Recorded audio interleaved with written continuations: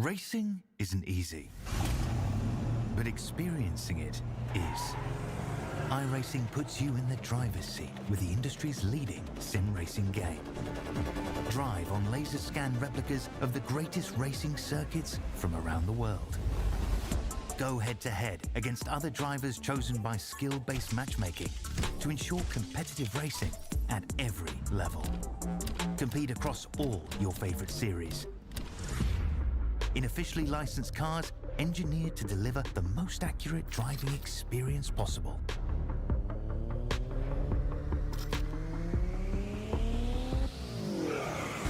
Join a race or host your own with players from across the globe.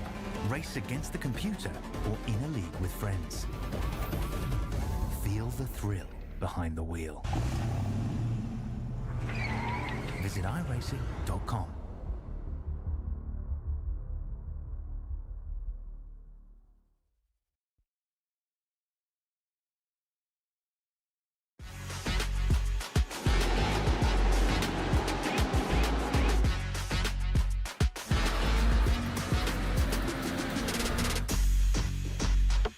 For the upcoming right-hander, brake 30 meters later and ease off the pressure.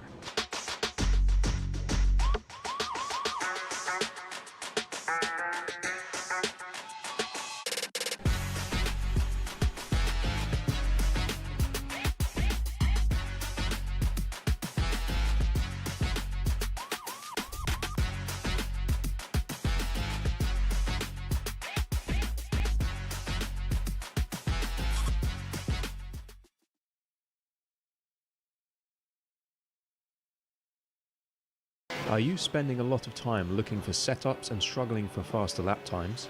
Are you tired of searching online for answers? Would you like to get setups, analysis and tutorials from some of the best sim racers in the world like Ralph Alla, Mitchell de Jong, Martin Krunker, Josh Rogers and many more? If so, virtualracingschool.com is the answer you've been looking for. VRS data packs provide hot laps from our professional coaches for you to analyse and replicate. They provide tutorials that walk you through the fastest laps and what the pros did to achieve the best times. And they provide the setups you need to ensure your car is competitive in both oval and road racing. If you're ready to get faster and reach more podiums sooner than later, just go to virtualracingschool.com and sign up for a free account today.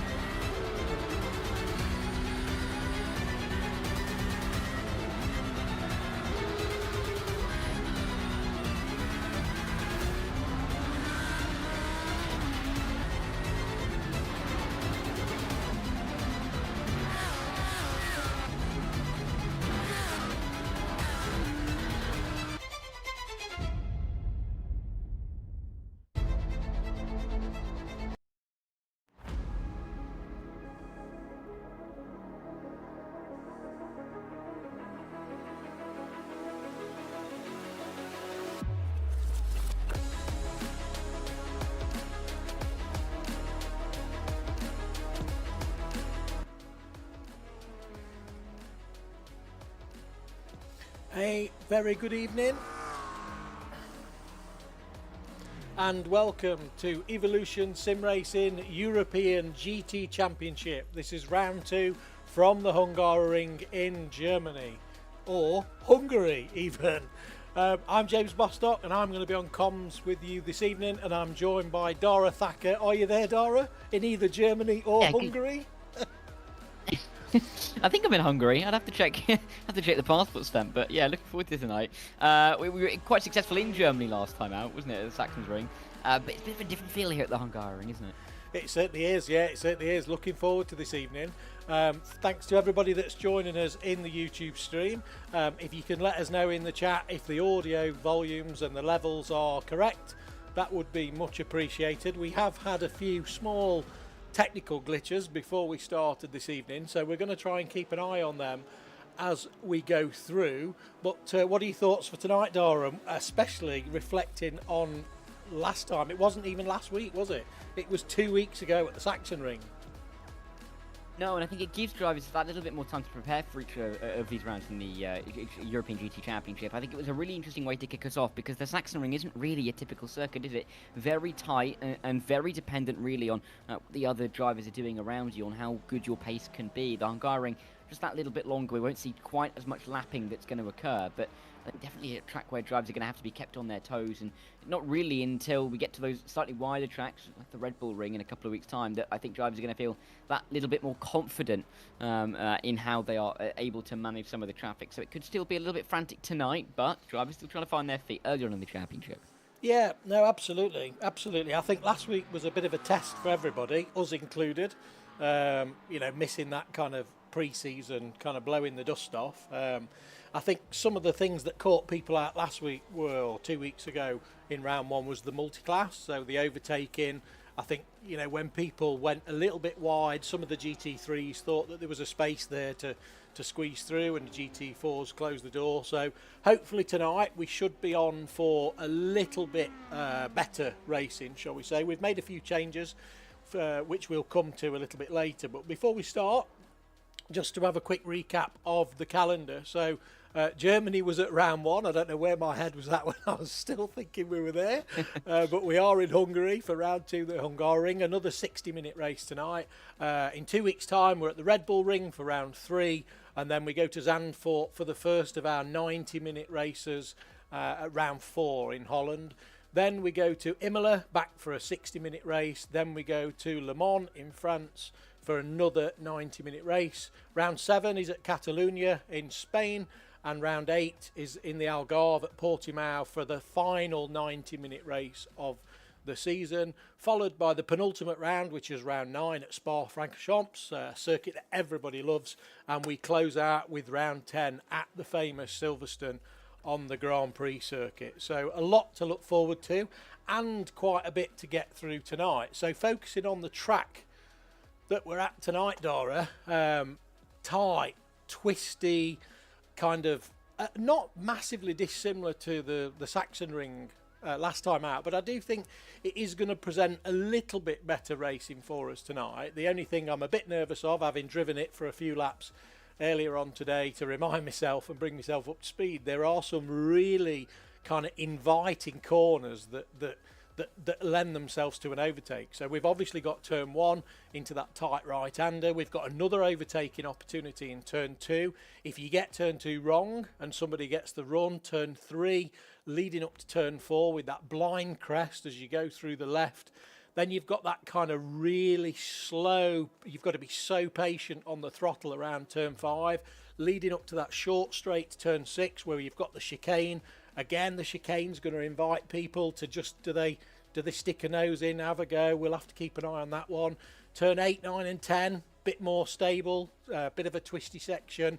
Good exit from turn 11 will bring you down into the 90-degree right of turn 12, followed by the 180-degree turn 13 and another 180-degree turn 14. So, I mean, it's going to be absolutely great racing. I think we're going to be a bit cleaner. What are your thoughts, Dara? I think with this being a Grand Prix circuit as well, drivers may be that little bit more familiar with the circuit. You mentioned Turn 1 and Turn 2; they are really the clear overtaking spots. But especially when you're not in, a Formula One racing car, when you're in a GT car, it could make some of the almost slightly inviting opportunities to make an overtake that little bit more inviting. Turn 4, if you're alongside, we may see a couple of sends there. Even to the chicane at 6 and 7, I think, is definitely a place where we're going to see drivers get their nose to the inside and try and make moves stick. But that middle sector through turns 8 to 11, so tricky to really make sure you can put as much power down as you possibly can. But towards the end of the lap, of course, we could see a couple of cars try it. 13 and in 14, but it is a circuit that I think drivers, like I said, may know that little bit better than the Sachsenring just a couple of weeks ago, and he gives us a bit of a clearer indicator on who the real frontrunners are so early on in the championship. Definitely. You know what we need at times like this, Dara? We need a track guide, really, don't we? We need like some kind of hot lap type, just to give us a little bit of a tour around. Now it's funny you should say that, because after 2 weeks ago, we were absolutely inundated with requests for our top driver, Rob Mackay, to do another track guide. So you will be pleased to know that we've got another track guide from Rob Mackay. We're going to make it a series. It was going to be called the Drive It Like You Stole It series, but obviously that wouldn't be fair. So I think Drive It Like You've Borrowed It would be more sensible, but I am told that Rob is going to pay people to borrow their cars. So we've called it Drive It Like You've Hired It. And here we go. And I'll let you talk over. I do think that Rob actually takes somebody halfway through this lap. So I'll let you guide us through as Rob Mackay takes us around the Hungaroring.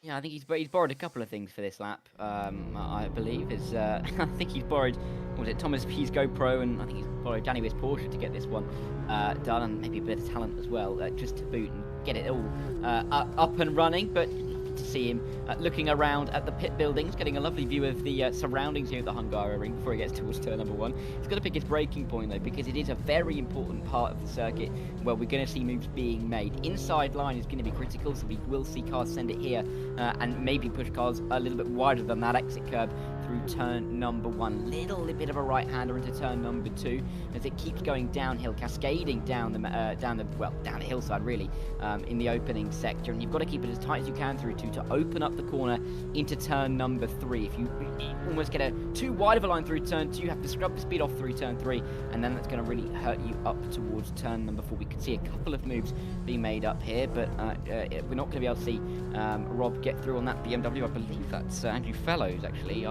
Thursday afternoon this was.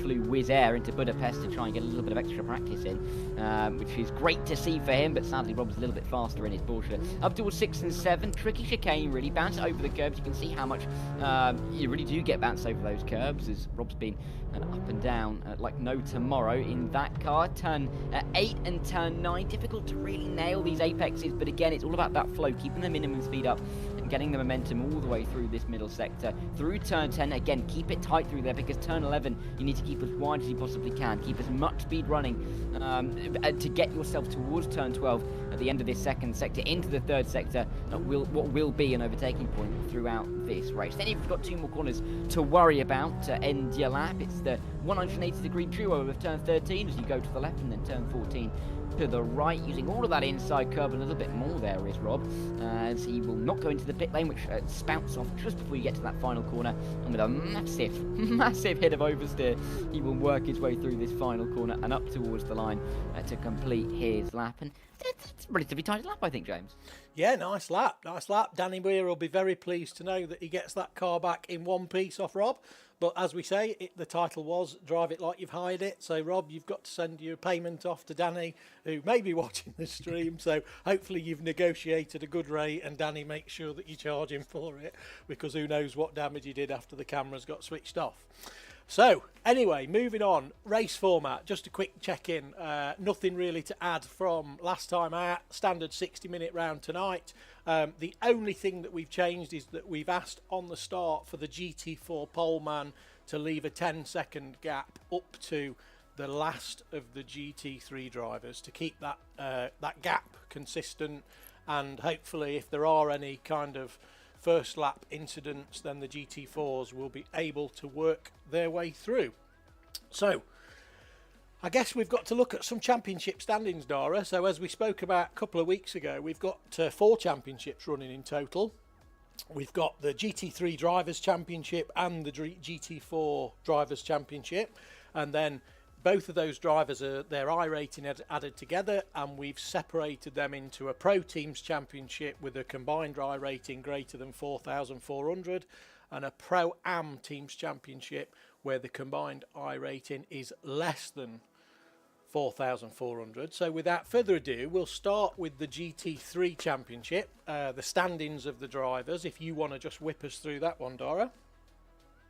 Yeah, it was an exciting race to kick us off, wasn't it, in the opening round? This really is just those results from round number 1 at the Sachsenring. Anton Kalo, the Finnish driver, getting towards the front and putting himself into the championship lead by virtue of that from the opening round. Matt Hoyland had a relatively quiet evening, but benefited from the misfortune of others to get himself up into P2, and James Warren was on the podium as he and his McLaren rounded out the top 3. Those 2 McLarens are the only 2 McLarens inside the top 10. So will that be a bit of a trend, or could they fall back a little bit? We'll wait and see in tonight's race. Will Soper for Axis Conehead was P4. Ben Bennyworth was 5th, the first of the quarter-mass drivers in the GT3s, with Joe Glass picking up a good P6. I think he'll be pleased with that coming into tonight. Gianni Terhar, Bruno Silva and Olki Yenga inside the top 9, with Clyde Veyer just about sneaking into the top 10. Christian Chard and Joe Spara find themselves in the top 12 in the standings and maybe hoping to move themselves forward a bit tonight. But of course, you've got to be always wary of drivers behind you, of which there are a fair few, of course.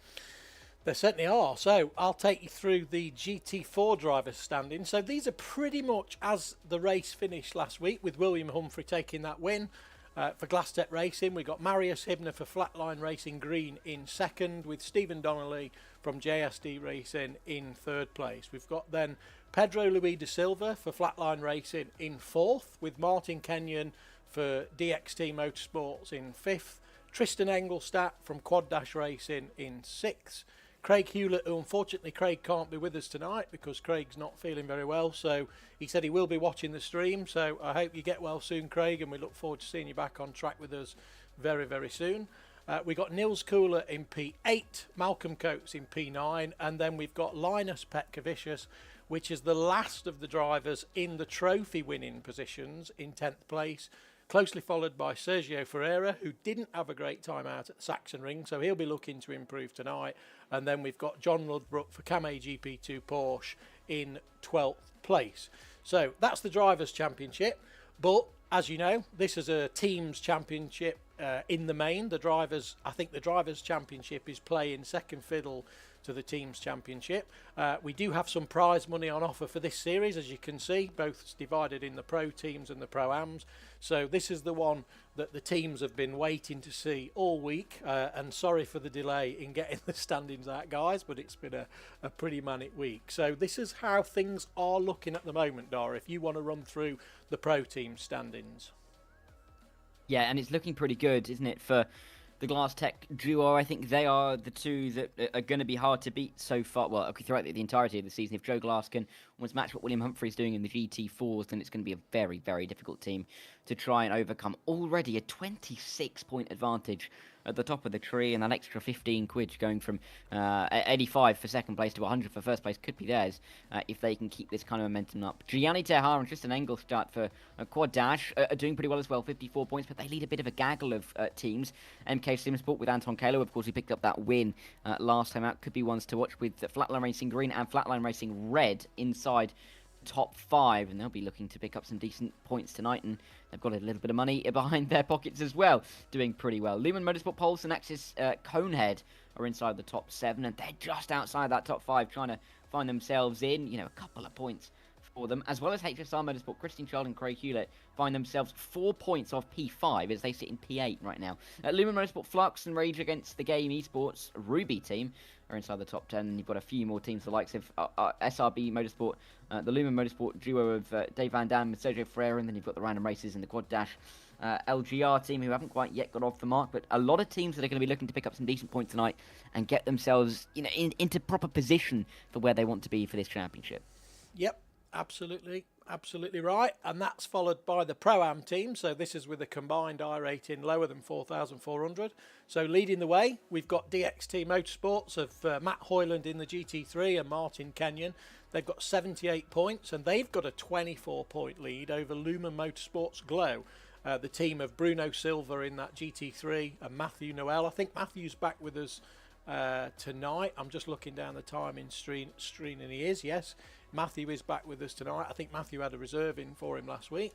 Third place goes to JSD Racing, which is Joe Sparrow and Stephen Donnelly with 51 points. And then we've got the first of the Quartermass teams, so Quartermass Motorstart Bravo, Ben Bennyworth and Ian Chambers in fourth place. And the last of the trophy receiving positions currently is Rage Against the Game Esports Diamond team of Clyde Veyer and Malcolm Coates.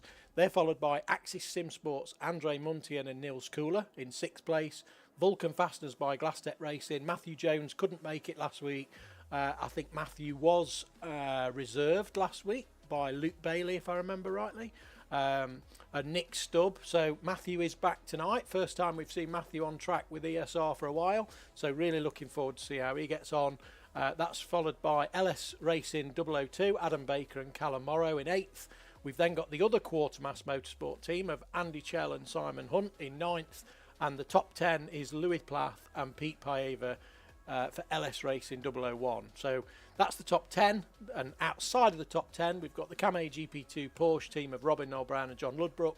We've got the Tsuma GP2 Porsche team of Robin Aston and Scott Kostrick. So those four guys are going to have to shift it a little bit to get themselves inside the top 10. Followed by Mission R, Flatline Racing Blue, and the Moonshiners Racing Club yet to score. I don't think Dean Sheesby can join us tonight.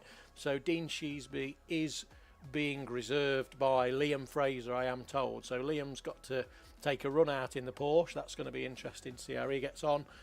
Before we get into the action, the last couple of formalities, we must say a massive thank you to our series sponsors, league sponsors and the league affiliates. So we've got Trophy AI, VRS, Camé and GP2 Group. Thank you to all for supporting the league and the series, especially Camé with those personalised trophies that the drivers really love. And last but by no means least, Motorsport UK Esports Division were recommended community for ESR, which we're very, very proud to have achieved. So a big shout out to those and a thank you.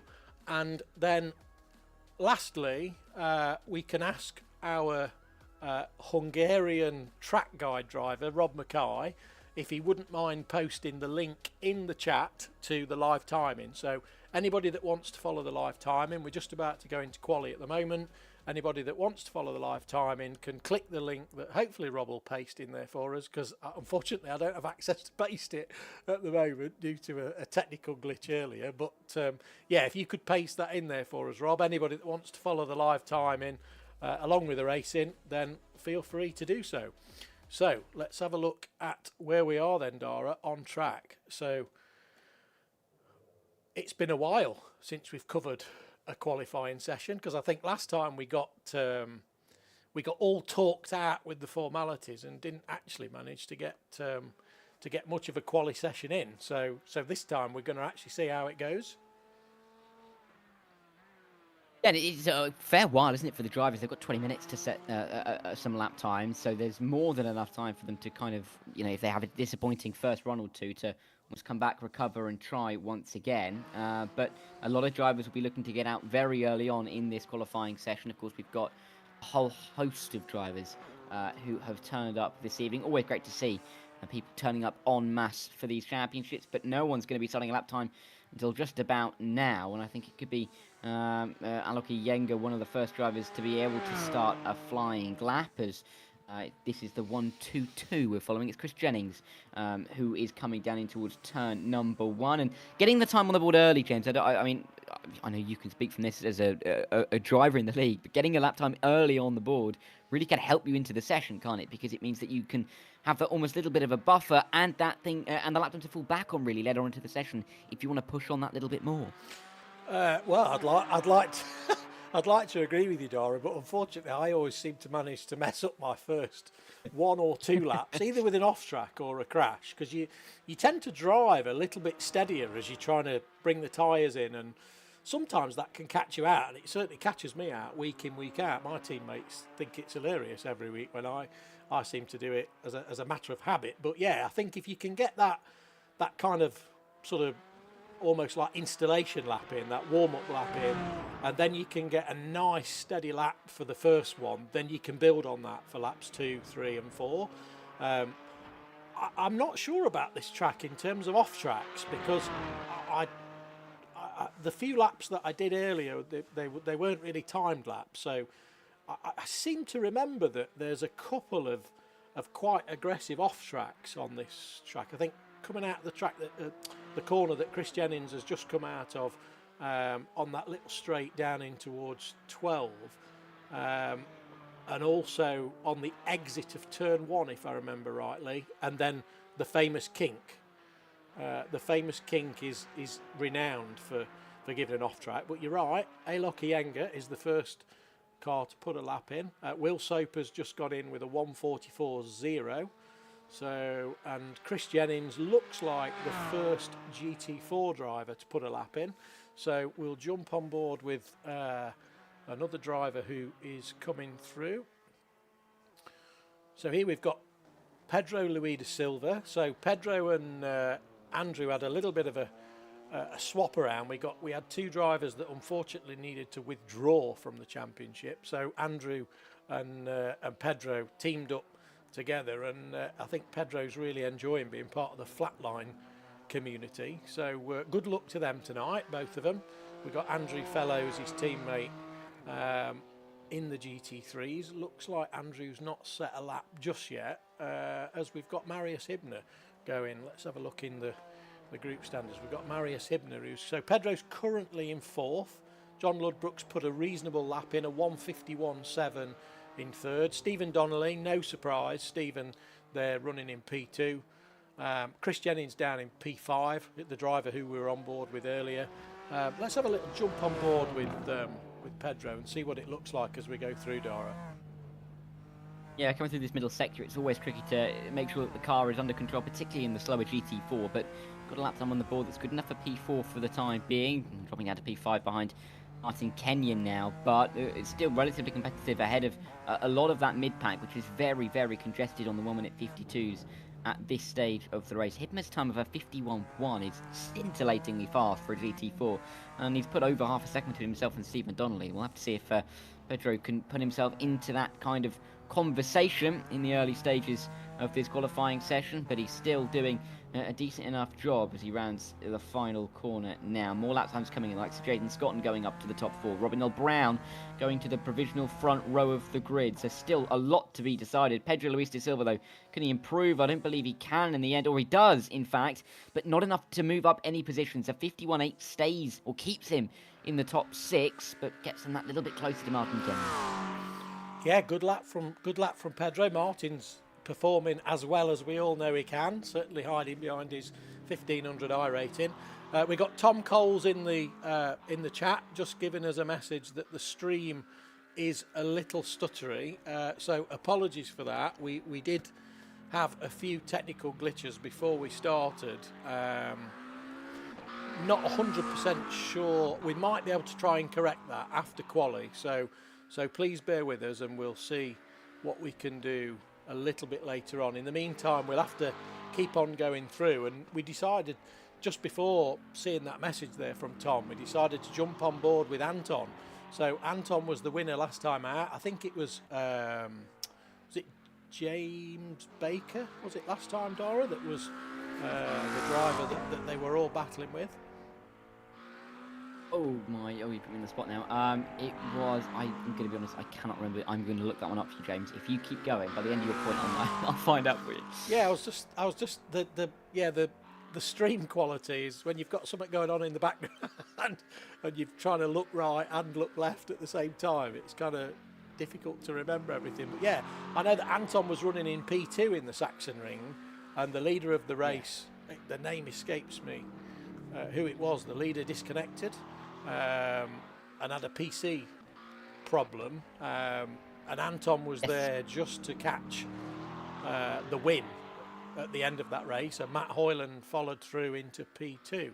So here Anton comes across the line now, and he doesn't improve. So that was a 44.8. So he stays in P3. A great lap from Gianni Terhar there. Let's have a little look at Gianni as he just looks like he's setting himself up for possibly what will be one of the final laps, because he's done 3 already.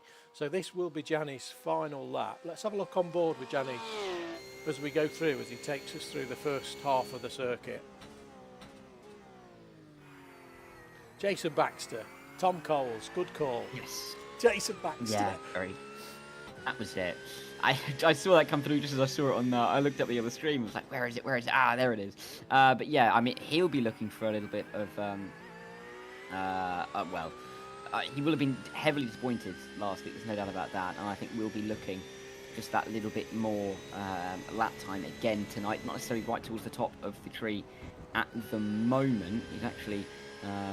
Too sure, my timing page has gone a little bit funny, but he is not necessarily right at the top of the tree, so we'll see if he can find a lap time towards. Oh, there he is, he's P2. I don't know what's happening with my timing page, James. He's up into the top 2. That's where he will want to be. Anton Kalo will want to be keeping an eye on him, though, because I think even though he disconnected and didn't pick up the points, there's always going to be that worry in the back of the mind, because of course his competitors will know he has that pure speed, he has the raw pace. He just has to have the technology to keep up with him for it, quite frankly. And if that is going to be the case tonight, then it's going to be a very scary prospect for the rest of the drivers.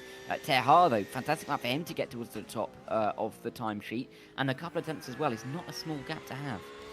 No, great lap from Gianni. Great lap from Gianni. He'll be really looking forward to tonight. I think he's cut down the number of series that he's racing in to concentrate, I think, on the European GT Championship and one other league. So he's just about to come over the line now. Is he going to improve on his previous lap? And he does. It's a 43.6. So he puts 3 tenths between himself and Jason Baxter in second. Where is Jason? Jason's only done 2 laps, and Jason has decided to sit that one out. So we've now got Arumas Zelinskas for the SRB Motorsports NSX. So Arumas is running in P7. I think Arumas also didn't have a fantastic first round at the Sachsenring. I think he would have been a bit disappointed with that. I think he got involved in an incident early doors, so he'll be looking to capitalise on that tonight. He's currently running in P7. Last week's P2 driver is Matt Hoyland. He's running in P8 at the moment. So Matt has finished all his laps, so he won't be putting any more laps in. So P8, I would imagine Matt will be quite pleased with that as a starting point. As Arumas comes up towards the end of the second sector now. Just wondering if which cars would suit this track the best. I think probably the Porsche would be quite strong in terms of kind of traction, you know, tight, twisty corners. But then the NSX seems to be a cracking competitive car at most tracks that we go to. Oh yeah, I'd back you on that. I think the Porsche is almost made for a circuit like this. I think it's not going to be as strong when we head to somewhere like the Red Bull Ring in a couple of weeks' time, but you just associate the Porsche with a track like the Hungaroring in terms of the characteristics, in terms of how it will drive for the drivers. So yeah, I would not be surprised to see Porsches doing well, and first, third and fifth at the moment are in that Porsche doing an incredibly good job. Jason Baxter is in the Acura as he comes around the final corner now to see if he can set improved lap time. He only needs to find under a tenth of a second to offset Gianni Terhar from the top of the timing sheets, but there's nothing that he can do that time around. Not too many cars left on the circuit, actually. Tristan Engelstadt is one of them, looking to go up from P7 on the grid, but again, decent enough starting position for him, can move forward. An hour-long race is a fair chunk of time, especially the track like the Hungaroring, to make some of these moves stick.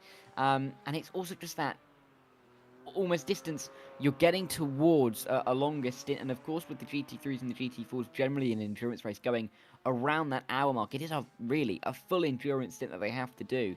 And as we all know, so much can happen hour to hour. And it means that the drivers are going to be very much aware that they don't necessarily have to qualify perfectly well to be competitive at the start of the race.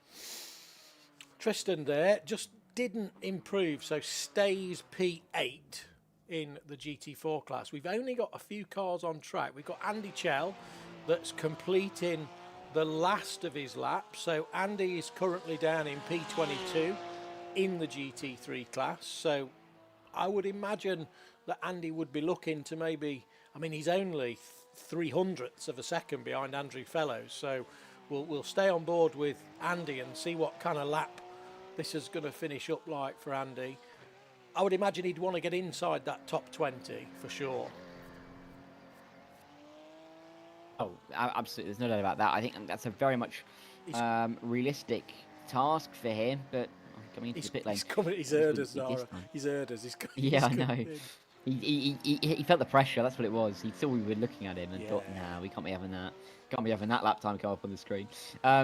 Dave Van Dam's another driver looking to set a lap time in this session. We've got the likes of Bobby Moss as well, who looks like he could be improving in the GT4 class, and that could be a very competitive lap time. What can Dave Van Dam do in the end? He goes a little bit faster, but only good enough to stay P17, I do believe. Bobby Moss is going to improve up to P3. He's not quite on the front row of the grid behind Humphrey and Hibmer, but a fantastic lap to put him onto the second row. Scott Kostrick will be looking for another lap time as well. His first time, nearly 3 seconds off the pace of pole. He's got a lot of time to find.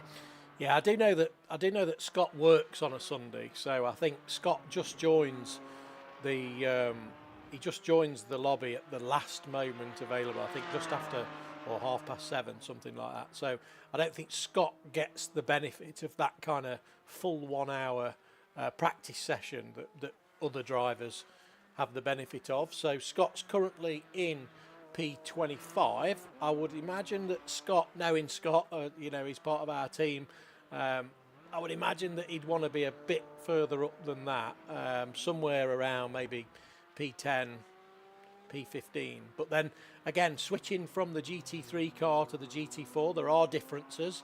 They do feel different, they drive different. It takes a little bit of getting used to. As Scott comes across the line now, does he improve from P25? And he does.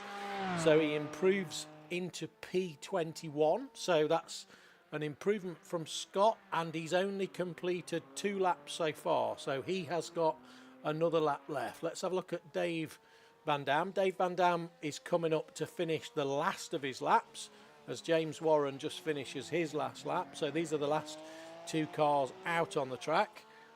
This is going to be Dave's final qualifying lap. So currently in P17, 1/10 below Robin Aston in P16.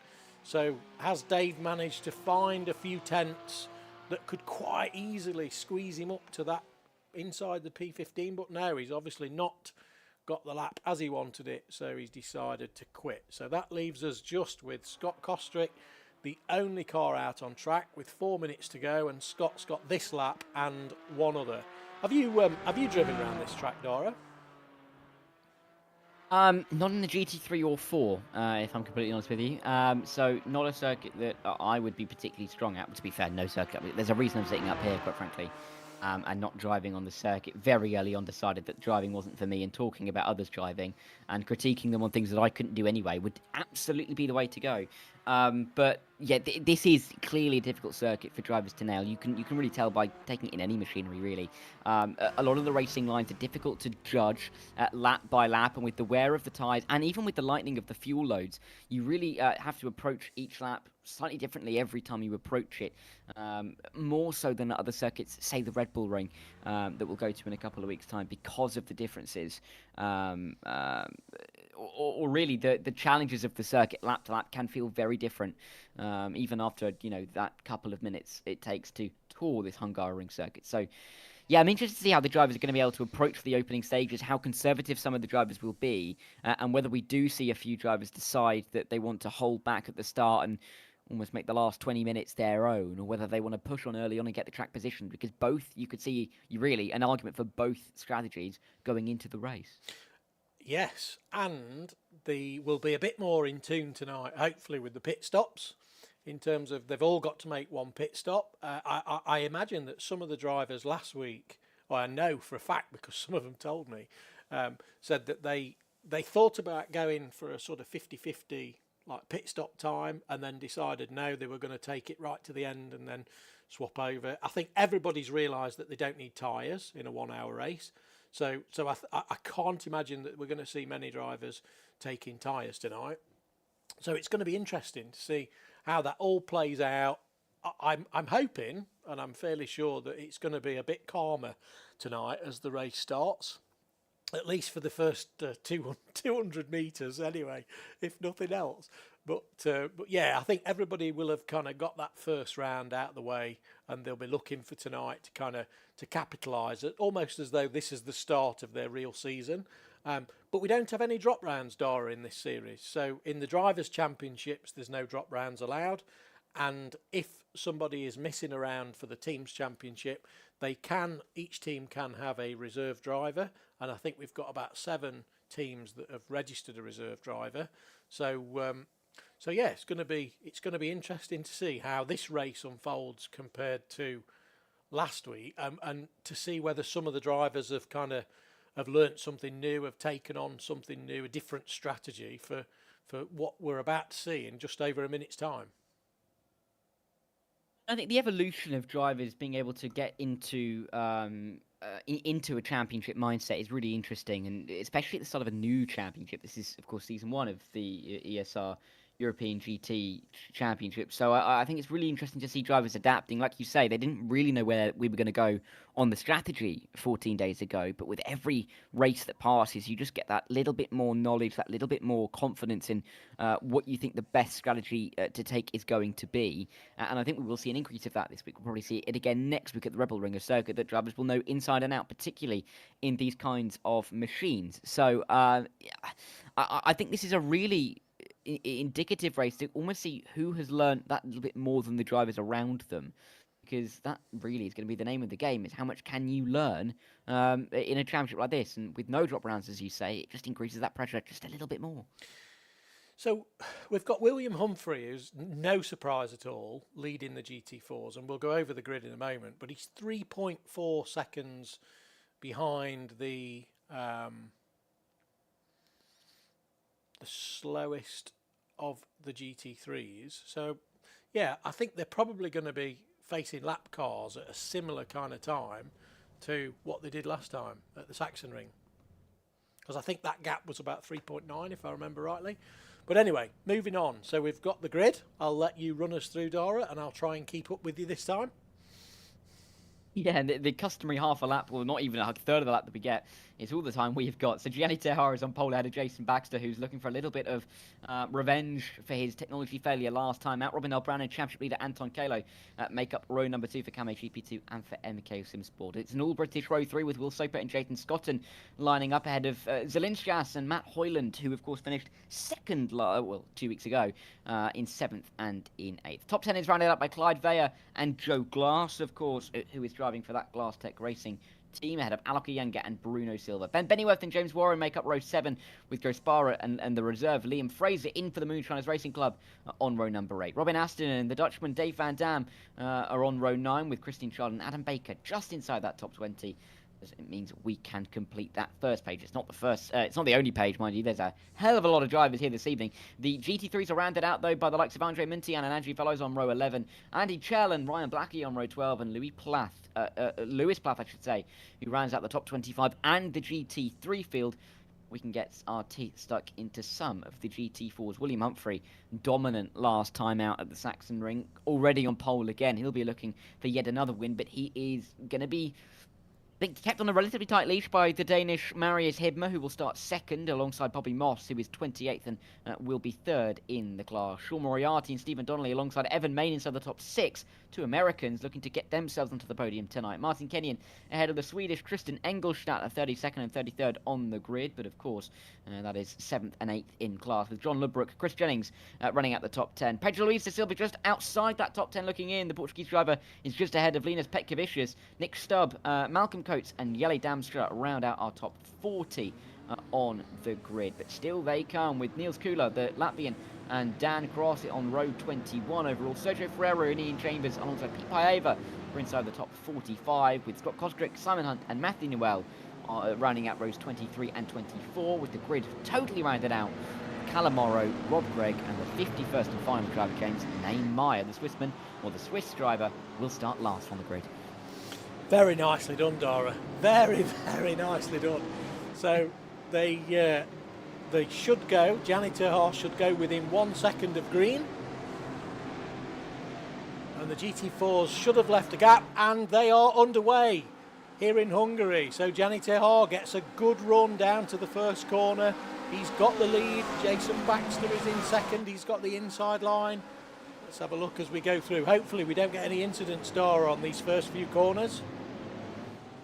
Yeah, it's difficult to really keep it out of each other, isn't it, in the opening turn? A couple of drivers going wide, as we kind of expected in the opening corner. Noel Brown trying to get that good run on championship leader Anton Kalo down in towards the second braking zone of the lap, and Noel Brown should control that unless he goes a little bit too far wide at turn number 2. Side by side in behind with Clyde Veyer and Joe Glass fighting that. Matt Hoyland involved as well. He would like to be moving forward after P2 last time out, but currently stuck a little bit in the mid-pack in P9. Veyer just having to defend from Joe Glass as they make their way in towards turn 4. The flick at Mansell means that a lot of those guys have kept it out of each other. William Humphrey already a long way off the back of the GT3s is ahead of Maris Ibner, but they've got big gaps back to the likes of Moss and Moriarty, who quite frankly aren't at the races in the opening couple of corners. Soper gets past Scotton as Scotton and Soper fight at the front of the field in the GT3. There's an incident for Christian Chard. He's dropped right to the back of the GT3s, and something's gone on for him. Not good news in the opening stages.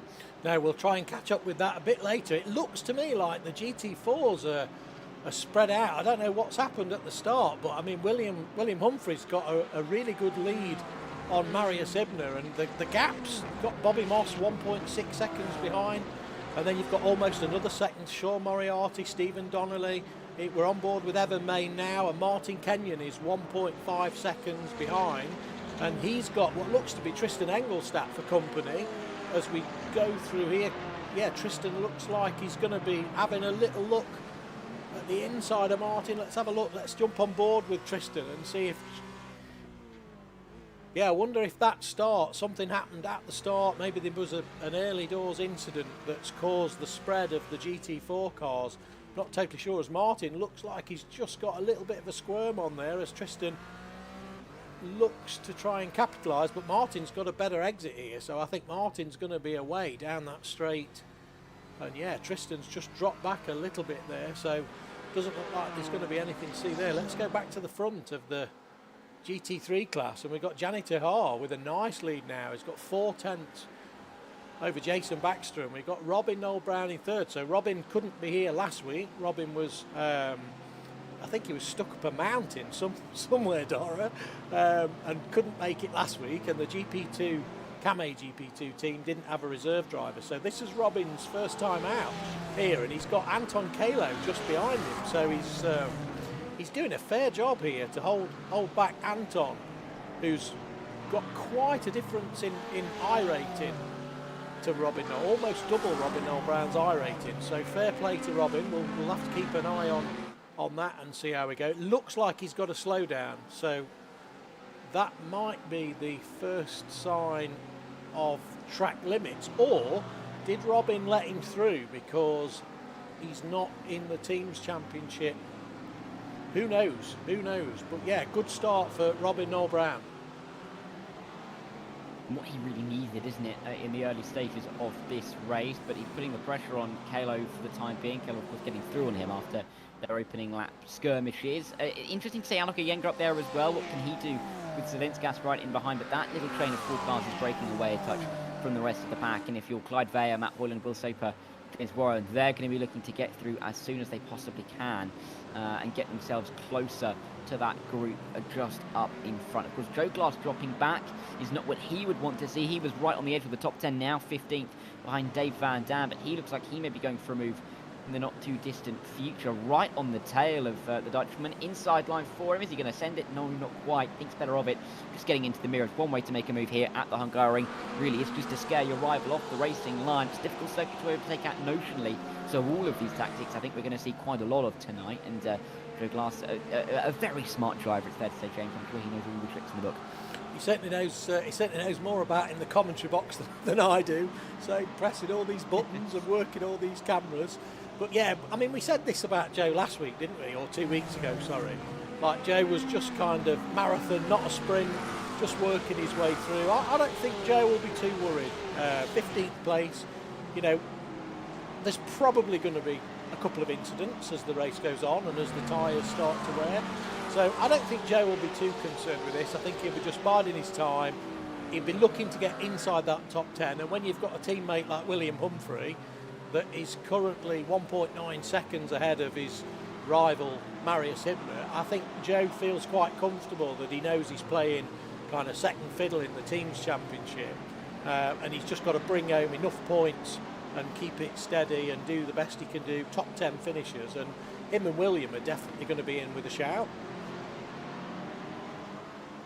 Well, they absolutely are, because William has been such a dominant force, not just in this championship in the opening race, but also generally in ESI GT4s. Really has been the benchmark time and time and time again. He's even starting to get himself into contention in the GT3. He's really fast driver and someone I think we're going to have to keep an eye on for quite a while in that number 98. But if he can keep the kind of performances up that we've seen from him for so long now, then Joe Glass's requirement really comes down a notch. Of course, top 10 last week for Joe, exactly what was needed from him, and they've got a good, very good championship advantage coming into this second round of the season. If they can keep trying to increase it in that manner, you know, race after race, they are going to be stood in such great stead for, you know, even the middle of the championship and where they can find themselves going into the final rounds and not really under too much pressure for what could be a championship win for them in the inaugural ESR European GT Championship. Pekka Vicious for a moment there. I thought the Lithuanian was going to go for a move on Nick Stubber, but thinks better of it, as a lot of them do. And I think we're starting to see, James, generally that drivers are aware that this is an hour-long race and that they don't necessarily have to make these moves immediately. They can almost wait by their time and look for a better opportunity to make these moves.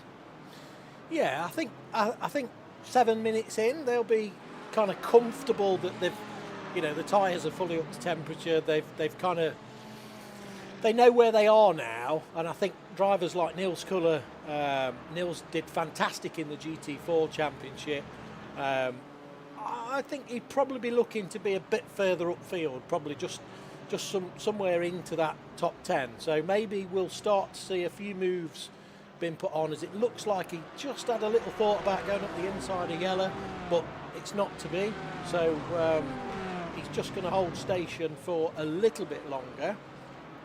But yeah, we've got like a 6-car train, almost a 6-car train here, two and then 4, and then we've got, after Bobby Moss, we've got a big, so the top 3 are really stretching this out. So Williams got a 3-second lead over Marius, and then Bobby Moss has got a 1-second lead over Sean Moriarty, who's got a 1.8-second lead of Stephen Donnelly. So yeah, these guys, certainly the front 4, 5 guys seem to be in their rhythm.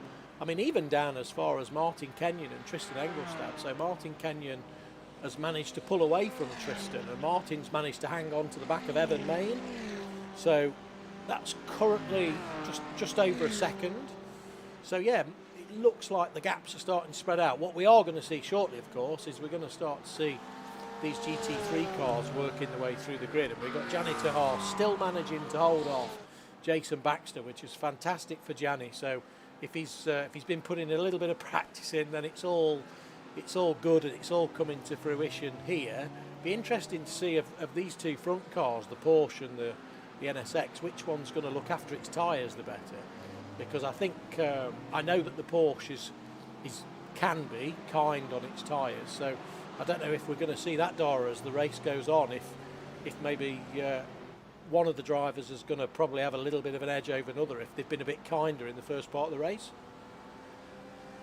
And I think that's definitely something that the drivers are going to be thinking about in terms of their strategies early on and kind of getting themselves into the race. Of course, this isn't quite the 20-minute, 30-minute races that we've seen a lot of in terms of particularly GT4s of late. Even in the GT3s this week, drivers that were in the that are in the ESR GT3 Championship had 2 30-minute races to contend with this week. Not quite the hour-long endeavour that they are on tonight. Especially when we get to the 90-minute races, it's going to be even more interesting, I think, to see which way the drivers are going in how they are adapting their strategies, because it's just that kind of a 90-minute race is just between that limit of what is, you know, a standalone race and what is an endurance race, because you are going over that stint length now, and towards 2 full stints in some of these cars. So I think strategy is key, and almost learning and playing it by ear in the early stages is going to be a really important curve for these drivers to take, and some of them are clearly taking it right now, with them happy to sit in the train and not make too many silly sends like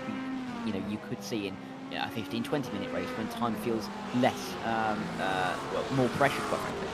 Yeah, I wonder if some of these drivers the impatience factor will start to kick in. So, I mean, we're on board with Joe Sparrow now.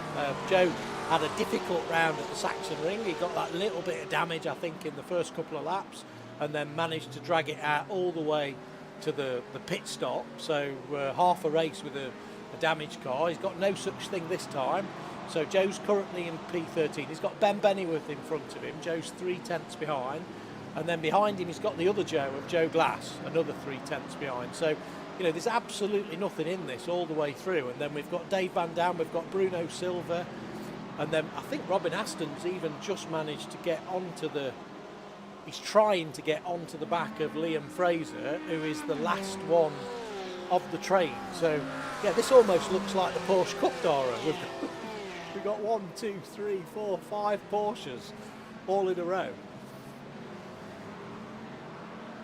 Yeah, the Porsche Super Cup more like, isn't it? Particularly the circuit like the Hungaroring. I think I've watched a couple of those on a Grand Prix morning, quite frankly. Bruno Silva looking for any kind of move, really, as Joe Glass goes around the outside. There's Bruno Silva, well, disappearing off the road. I'm not too sure what happened to him down into turn 2, but he's going to be dropping right the way down the order as Van Dam and Robin Aston and Blackie, Muntian, Parker, and sorry, Baker, they are all that little bit higher up the order now. Joe Glass looking to get himself within a second of Joe Sparrow. It doesn't feel like it's a million miles away, as Sparrow's put up behind Warren and Bennyworth and Clyde Veyer as well. But even though we are seeing some tighter change in the GT3s, it feels like there may be even less moves than there are on the GT4s, especially considering I think Yellow Damstra has just got through on Niels Kula for P14 in those GT4s. Not a lot to separate them, and I did see Damstra pop it up just ahead of the Latvian drivers. So they're having an interesting battle, albeit but a ways behind the likes of Pekka Vicious and Stubber. Yeah, we've got a great little battle here between Louis Plath and Andy Chell for P22 and P23.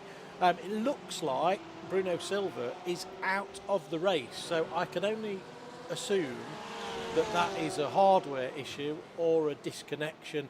I'm not sure it was a disconnection though, because it looked like Bruno actually drove himself off track to get out of the way of other people. So if that is some kind of hardware issue, then fair play to Bruno, and we hope you get that sorted out, and we hope it's also nothing too serious, because as we know, when we get in the sim, sometimes real life things can happen outside of the sim, and you know, you get called away. So hopefully it's nothing too serious and just a bit of a hardware issue that Bruno can get sorted for next time. So yeah, good battle here between Louis Plath and Andy Chell. We've got Andrew Fellows just further up the road in the Flatline Racing Porsche. So Andrew's currently running in P21. So once again, I think Andrew will be hoping to pick up a few places if drivers have incidents. Let's go back and have a look at some of the GT4s, Dara, because I think we've got this kind of train of drivers that's being led by John Ludbrook. So we've got John Ludbrook, we've got Chris Jennings, Nick Stubb and Linus Petkavicius. All 4 drivers setting really, really similar lap times and keeping together on track. So this is actually a battle to get inside that top 10 that John is currently occupying. It is, and a really interesting, I think, battle, especially in these early stages, to see how some of these drivers are able to cope with the drivers around them, whether they feel like they have this kind of pace or whether they feel like they have a little bit more pace and need to make moves early on to put themselves into a more effective position to fight further up towards the end of the race. Pekka Vicious not with any kind of line in towards the opening turn, but you can see he feels absolutely nowhere near the car in front down in towards that corner, and that's within 0.4 of a second. Just to put into perspective how close you really need to be to make any kind of lunge. And if you look up and down the timing tower right now, it only seems that Zelinskas in the GT3s, and so the top 5 or top 6 I should say, looks anywhere near close enough to make that kind of lunge that would be good enough to make a move into turn number 1 or even turn number 2. Matthew Noel in the GT4s is a little bit closer to Scott Kostrick, but down in 19th and 20th, it's not necessarily a very effective position. Zelinskas actually coming across the line to start yet another lap. I wonder if he will make a move from Zelinskas on Olienga, I should say, down in towards turn number 1. It doesn't look like he is gaining a great deal, but generally people are very happy to be sitting where they are, and through turn 2 they go. It is pretty calm. One thing I will say is we've had a bit of a longer circuit here at the Hungaroring than we had at the Sachsenring last time out, but we are, after about 15 minutes, about to see a lot of the GT3s overtake quite a lot of the GT4s, lapping them for the first time. They are, yeah. I mean, it's difficult, isn't it, when you start lap. I don't know, would you prefer to be in the GT3 or would you prefer to be in the GT4 having to drive in your mirrors? I think GT3. Yeah, I think for me definitely is I'd feel far more confident at passing safely than I would. I think sometimes you try and get out of the way when you're a lapped car, and you can almost become a little bit of a roadblock, because it looks like we've got exactly that happening here. So we've got Jaden Scotton, who's trying to work his way through on the back of Aruma Zelinskas. So they've just come up against one of the GT4 cars. I think that might be Matthew Noel. They're the 21. It is Matthew Noel, the 21, as we start to get used to these liveries. So yeah, you can start to see that I guess in some cases, my goodness me, is we've got Alok Iyengar that's just squeezing himself through the tiniest of gaps on the inside of that Porsche, the GT4 Porsche, but he managed to make it work. So hopefully there was no kind of incident there as Matt Hoyland gets by. So we've not seen much of Matt in this race. Last week's P2 finisher, so currently running in P8 and on the back of this train. So yeah, good run out for Matt. I think Matt started in P10, was it? Something like that. So he's made up a couple of places. And that Corvette as well, I think there's only 2 Corvettes in the GT3s, and they're both on track here together, Dara. Yeah, it's funny when you almost see those kind of crossovers and similarities, even if there's been barely anything in the way of selection for this car. Sitting together is almost comical, but great to see these two are fighting pretty close together as we get in towards the middle stages of this race. Side by side, one of the GT4s is dispatched, I do believe, unless that's good. It's gotten 3 wide momentarily as they work their way through. Not what you'd really want to be seeing. That's one of the Quartermass cars that is being lapped right now. Boylan will get through and can start to chase after Zelinskas, who was making maybe that little bit of an error, overtaking the lapped car, losing a bit of time to Alok Iyengar up in front. But it shows that you can have all the pace in the world. If you can't negotiate your way through the traffic, your entire race and all your pace can be undone so quickly. Yeah, I think some of it's about where you actually catch the GT4 car, isn't it? So, I mean, Matt did a fantastic move then on Jaden Scott, and he'd be pleased that we've caught that on stream. So lovely move up the inside of Jaden Scotton, and then I think he saw the opening as Aruma Zelinskas was making his way past the GT4 car, and I think Arumas maybe just eased off a fraction, and Matt thought, well, the door's open, I'm going through, and then Arumas said, no, you're not, and off he went. So yeah, that was, as Jaden looks like Jaden's gone very, very deep there. Oh my goodness me, as Jaden gets hit by one of the GT4 cars. So that is really, really unfortunate. Caught on stream, commentators coincidence. So Jaden will not be happy about that. I think what happened there, Dara, is I think Jaden missed his brake in, sent it deep, and then the GT4 followed him, and then just couldn't gain traction and get control. So as Jaden gets back up and running again, he's now down in P22. We've got Joe Sparrow, who is in Joe Sparrow is in P23 in the GT3s, but he is the only GT3 driver that's pitted.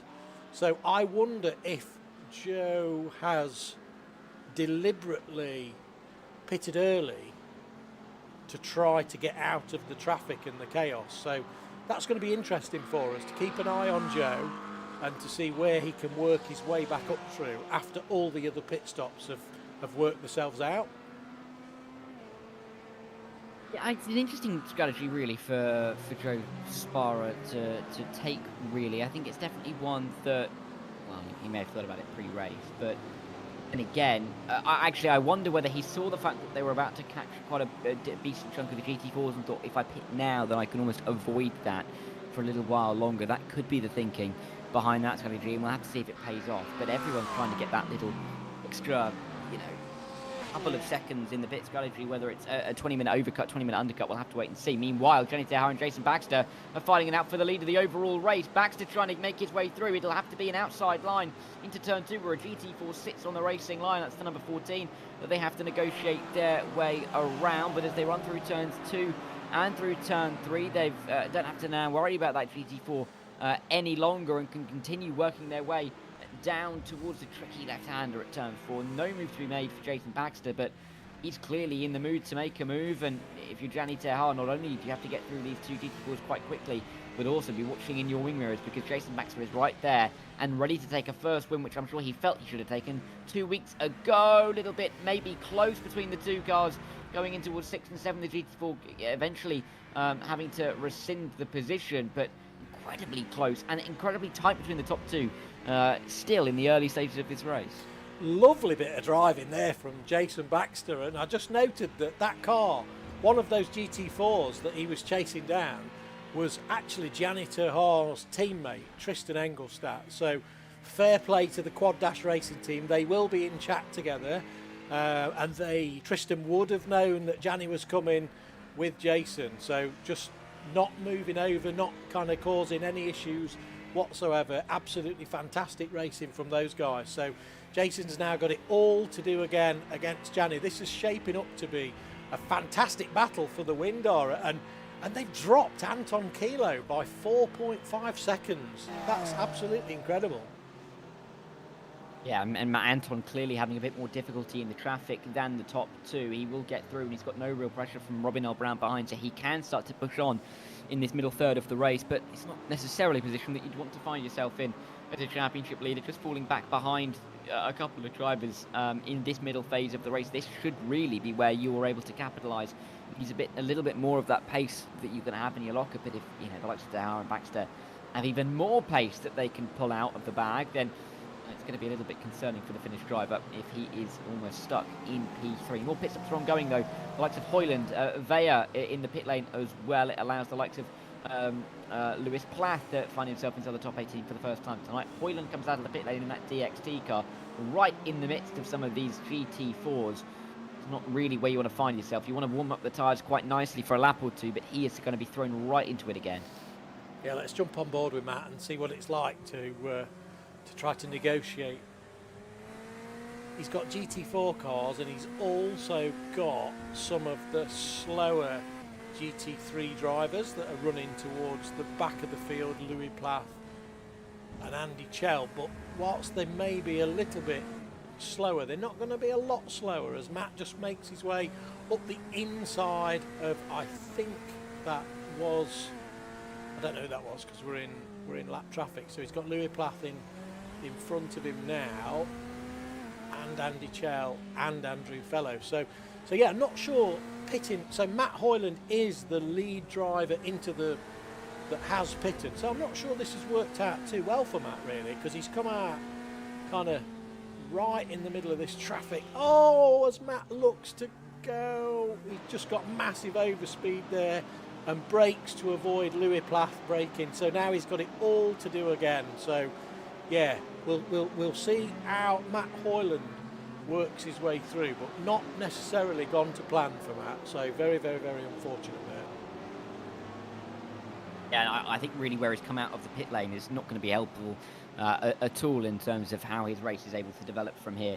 Quite frankly, Andre Muntian has got a couple of cars to overtake not too far ahead of him. Ryan Blackie is going to be the next target in class. That would be 12th overall. I said 12th overall, 12th in class for him. To pick up some of those points. Evan Main himself looking at the back of Stephen Donnelly, who is in that Haribo liveried car, but there is no move to be made for Evan down in towards the chicane. I presume they have Haribo in America, right, James? I'm going to have to ask in a minute. I presume they have Haribo, probably just not the good ones, right? I don't know, Dar. I never eat sweets. Must do. No, they never. must do. I never eat. Oh, do you not? No. Never eat sweets. Never. Which is a total lie. Because we're not even allowed to buy them in our house because they don't last 5 minutes. But yeah, I would imagine that they do. I would imagine that Evan Main's thinking that not only does he want some Haribo, he wants to get past some Haribo as well. So he's running P6 behind Stephen Donnelly. I think he's been behind him for quite some time. Stephen's had amazing pace since we started the GT4 Championship. I think Stephen's really took to the GT4 as Evan gets really close there. Let's have a quick look how that looks from the front bumper of Evan's car. So yeah, Stephen, he's had a really good run in the GT4s, really took to it and seems to be performing fantastically. Now in P5, not yet pitted. So yeah, I think Evan's going to have his work cut out to try and get past Stephen. Stephen's got Bobby Moss 6/10 further up the road, and Sean Moriarty another 6/10. So yeah, all doable as Robin Noel Brown cuts his way through the traffic. Let's have a quick jump on board with Robin Noel Brown and see what it's like as he works his way through. Is he going to get past Stephen before the kink? Yes, he is. So that'll be good for him as he works his way through. Be interesting to see what the drivers say the traffic's like compared to the last round, and how the track differs from the Sachsenring. But from what we're seeing so far, Dara, it looks to me like it's a little bit easier work than what it was last time out. Yeah, I think you're right in that. And I think the difference is, and the similarities are going to be being picked up by the drivers at this stage. Absolutely. I mean, Jason Baxter getting ahead of Terha now really has almost the roam of the circuit to do whatever he likes for the time being, at least in that number 8 car. Whether he can pull on Jenny Terha is going to be really telling. But Terha falling into the clutches of championship leader Anton Kalo, the Finnish driver, would love, I'm sure, to get himself into a one-on-one fight with Baxter once again. But I'm sure would hope that it can stay technology issue free towards the end of this race. But we're hurtling towards the half race distance, James, and it's almost like we've sleepwalked towards it because drivers have been so happy to sit where they have been for quite some time that we haven't seen a great deal of moves being made. But it's not going to be a million miles, and well, we aren't a long time away from drivers, I think, starting to turn up that screw a bit towards the end of their stint, pushing that little bit more and working out exactly when they're going to pit, because that also has been a consideration. How long are you able to extend this stint? We saw it work last time out, which is why I'm seeing a lot more drivers do it tonight. And the answer to that question is going to be really important for when drivers feel like they can start to push that little bit more towards the end of this opening stint, which is probably going to be in about 15 minutes' time or so. Yeah, I think the stint time for the GT4s is going to be a little bit different than the GT3s. I noticed that Stephen Donnelly is our first GT4 driver that has pitted. So interesting that Stephen's taken a similar kind of approach to his teammate Joe Sparrow. So we'll have to keep an eye on how Stephen works his way through. I think Stephen was running in P5, if I remember rightly. So we'll keep an eye on that as we're watching. Just on board now with James Warren from Lumen Motorsports Pulse. So we've not seen much of James in this race. So James was telling me that he also had some hardware difficulties last night. Didn't know if he was going to make it today. So fantastic to see James out on the grid with us and running up in P7, chasing down Will Soper. So yeah, good that James has got everything sorted as he just navigates his way through that GT4 car. So that puts him right on the back of Will Soper, so 6/10 behind. So he'll now be able to try and work his way through some of the other gaps that are the closest ones. We've got Dave Van Dam running in P10. I noticed that Joe Glass has dropped out to P20, but Joe Glass has pitted. So Glassy was in the pits for 44 seconds, or total pit lane time was 44 seconds, but he only had a 15-second pit time. whereas Joe Sparrow behind him had a 19-second pit time. So it looks like Joe has definitely got the jump on the other Joe by quite a reasonable amount. So we've still got Dave Van Dam, who's only 3/10 behind Ben Bennyworth, and he's now cleared all those GT4s. So as Ben Bennyworth is now making his way through, is there room for Dave to squeeze through? Well, I think there was, but he just held off a little bit to then get his way through. Let's have a look at what it looks like on board with Dave as he comes up to the kink. I always find this corner really, really challenging, is to know exactly how much curb to take. As Dave takes that lovely, doesn't get the off track there, he's now going to be patient around this right-hander, slowly putting on the gas. Lovely done. Dave Van Dam running in P10. And quite comfortably so as well. Good points to be picked up inside the top 10. So looking pretty nice from the number 22 driver, at least for the time being. And Bennyworth not too far ahead in that very distinctive Quartermass Motorsport livery. Doing his best to try and get up to Alok Iyengar, who's been up and down that top 10 so far in this race. Interested in this battle, I'm glad you've pointed it out, James, on the cameras, with the likes of Sean Moriarty, Bobby Moss and Evan Main involved. 3 drivers fighting over what could be a podium position. Very, very close together indeed. You can see the gaps out in the GT4s generally are pretty big, and with the GT3s having come through now, that is what has increased some of those gaps and, you know, put them, some of the drivers, a little bit out of touch with others, because they've just had a couple of GT3s sit between them in slower parts of the lap, and then they can't make that time up on the exit like the GT3s can themselves. So it really exciting to see that this battle is still going on. Bobby Moss may have to go towards turn number 1 as we have crossed over that half distance marker in the race. 30 minutes have gone, 29.5 are to go. Is there any kind of move for Bobby Moss? Looks for it, thinks better of it, but doesn't really get too much into the mirrors of Sean Moriarty. Would feel safe down in towards turn 1. Evan Main, though, getting very much into the mirrors and into the rear end of Bobby Moss, and he might have to start looking behind even whilst trying to look out the windscreen to make the move for P3 here. Yeah, this is definitely one of the closest battles we've got, but we've got Evan Main chasing down Bobby Moss and Sean Moriarty. Whilst they are in different teams, they're in the same camp, so I have a feeling that Bobby and Sean will probably be in the same group chat. So it looks like Evan's going to have a look around the outside. No, just doesn't manage to. This is going to be frustrating for Evan now. He's going to be thinking that he's got more pace than possibly both of these guys. Don't think they'll be necessarily helping each other, the two guys in front, but they probably won't be battling each other as if they were in totally different teams. As Evan looks to get the power down, he's got... it looks like Evan's got one of the GT3 cars coming up behind him, so I wonder if Evan is going to let... It looks like Robin Aston, so is he going to let Robin go and then try to pick the pocket? That's what I'd be doing.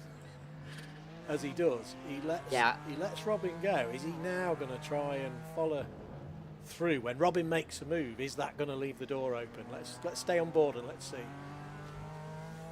I think it's all about these little tactics, isn't it, that these drivers can try and make. Evan is going to be watching what's unfolding in front of him and seeing if he can get any kind of advantage out of it. 3 cars, about to go 3 wide, actually, out of that final corner. Of course, we've got Sean Moriarty and Bobby Moss, who are in his own class, fighting up in front. But with Robin getting involved as well, can he do anything to really mess this about? I don't really think he can, because he's a little bit further ahead now. He's missed it. I think maybe just eased off a little bit too much to let Robin through. I guess, again, this is where it all falls, depending on where it falls when you're on track. We've got Matthew Noel's just made a move, if we can find Matthew. So Matthew Noel's just made a move on Pete Paeva. So it must have been Pete in that GT4 car, and apologies Pete if it wasn't, but it must have been Pete that had that little incident with Jaden Scotton earlier on, because the livery looks very, very similar. So yeah, Matthew's up to, the Canadian driver is up to P15, but he hasn't yet pitted, so there are a few drivers behind him that have pitted. Meanwhile, we've got Anton Kalo, who's actually got within 3/10 now of Gianni Tahar, so he's closed that gap down. I think that gap was up to about 3 3, maybe 4 seconds at the time that maybe Anton had a little bit of an incident. So yeah, he's got that gap down now to 4/10. So I'd be thinking about the undercut, I think, at this point. Dara, would you? Yeah, I think you've got to be thinking about all options, don't you, really? But there's so much to think about. It's kind of, where would that spit you out in terms of GT4 traffic? Of course, you'd have to run slightly higher fuel loads for a little bit, so that could not benefit you in that regard. But I guess then the question would be, could you go faster then with a little bit more fuel in the car in comparison to a driver who is maybe just a little bit slower on pure pace? I think that's going to be the considerations that are going to be in effect right now. But we're getting towards that stage of the race where drivers have to make a call. 25 minutes remain. You know, in a race where you've got 60 minutes on the clock, you generally think that you'd have 30 minutes and 30 minutes for a stint. We know that not to be the case now, of course, but with drivers pushing it as far as they can, there's only so far that they can push it, and you're going to have to make a decision sooner rather than later. If you want to do undercut, you might have to start about doing it now, otherwise you may find yourself unable to make it really work for you. Inside line at turn 11, as we see Terha finally get himself through on the GT4. Kalo, though, with a much better run. Is he going to send it down in towards turn 12? No. He thought about it, but he thought better of it in the end. Doesn't really get a good exit either out of 12 to make the holdback that little bit more worthwhile, but stay in the top 3. Interesting to see these two battling, because the more they battle, the more they lose to Jason Baxter up in front. Yeah, I think Jason Baxter's up the road a bit like you-know-who. We've not mentioned him much, but it's time to get him on camera for a little bit. So the one and only William Humphrey from Glass Tech Racing. So 17-second lead, Dara. What can you say about this guy? Really, what can you say? I mean, 17-second lead in 36 minutes of racing is pretty phenomenal. And the drivers behind him, like Marius Ibner, Sean Moriarty, Bobby Moss, they're not slow drivers either. This is absolutely outstanding from William Humphrey. It's obnoxious, really, isn't it, at this point? I mean, he has so much speed and talent underneath the wheel. I mean, it just feels like with every passing race, it's just getting that little bit quicker and quicker and quicker. And I do really feel like it's not long before we see William in a really top team in the sim racing world. He is an absolutely incredible talent, and he's just putting on another clinic here today. 35 minutes to basically gain about half a second every minute is incredible. I mean, that's nearly a full % faster everywhere on the circuit all the time than anybody else. It's absolutely incredible, and it's so daunting for anybody else to try and compete with that, quite frankly. Hipma is not a slow driver, as you say. Moriarty, Moss, Kenyon, these guys have been around for some time, some of them, and they just aren't able to compete. Kalo looking to try and get through on Terha. Terha's pinched to the inside line. It gives Kalo a good run around the outside, but that's going to pinch up. Oh my word, that gets very, very dangerous. Oh! Even more dangerous. There's contact, there's a spin, and I think it's fair to say that the GT4 MK car, I think, got a little bit too keen with Gianni Terha. Difficult to really pick that one out with the GT3 and the GT4 coming close together. I'm actually not sure whether that was Anton or his teammate making contact, but in the end, Gianni's going to come into the pit lane this time around, and I think that's probably a smart call considering what we've just seen. Oh, that was really unfortunate for Gianni. It's damned if you do, damned if you don't. He'd got to try and work his way through. I think one of the other MK cars went up the inside, tagged his teammate, pushed him into Gianni. So really unfortunate. So Gianni's coming down pit lane to take his stop. Good timing in terms of if he does have any small damage. He was right next to the pit lane, so he'll be taking fuel. Is he off the jacks? I can't tell from here whether he is off the jacks or not, Dara. So Gianni's going to be coming back out. Now, it didn't look like he was on the jacks, no. So 13-second pit time.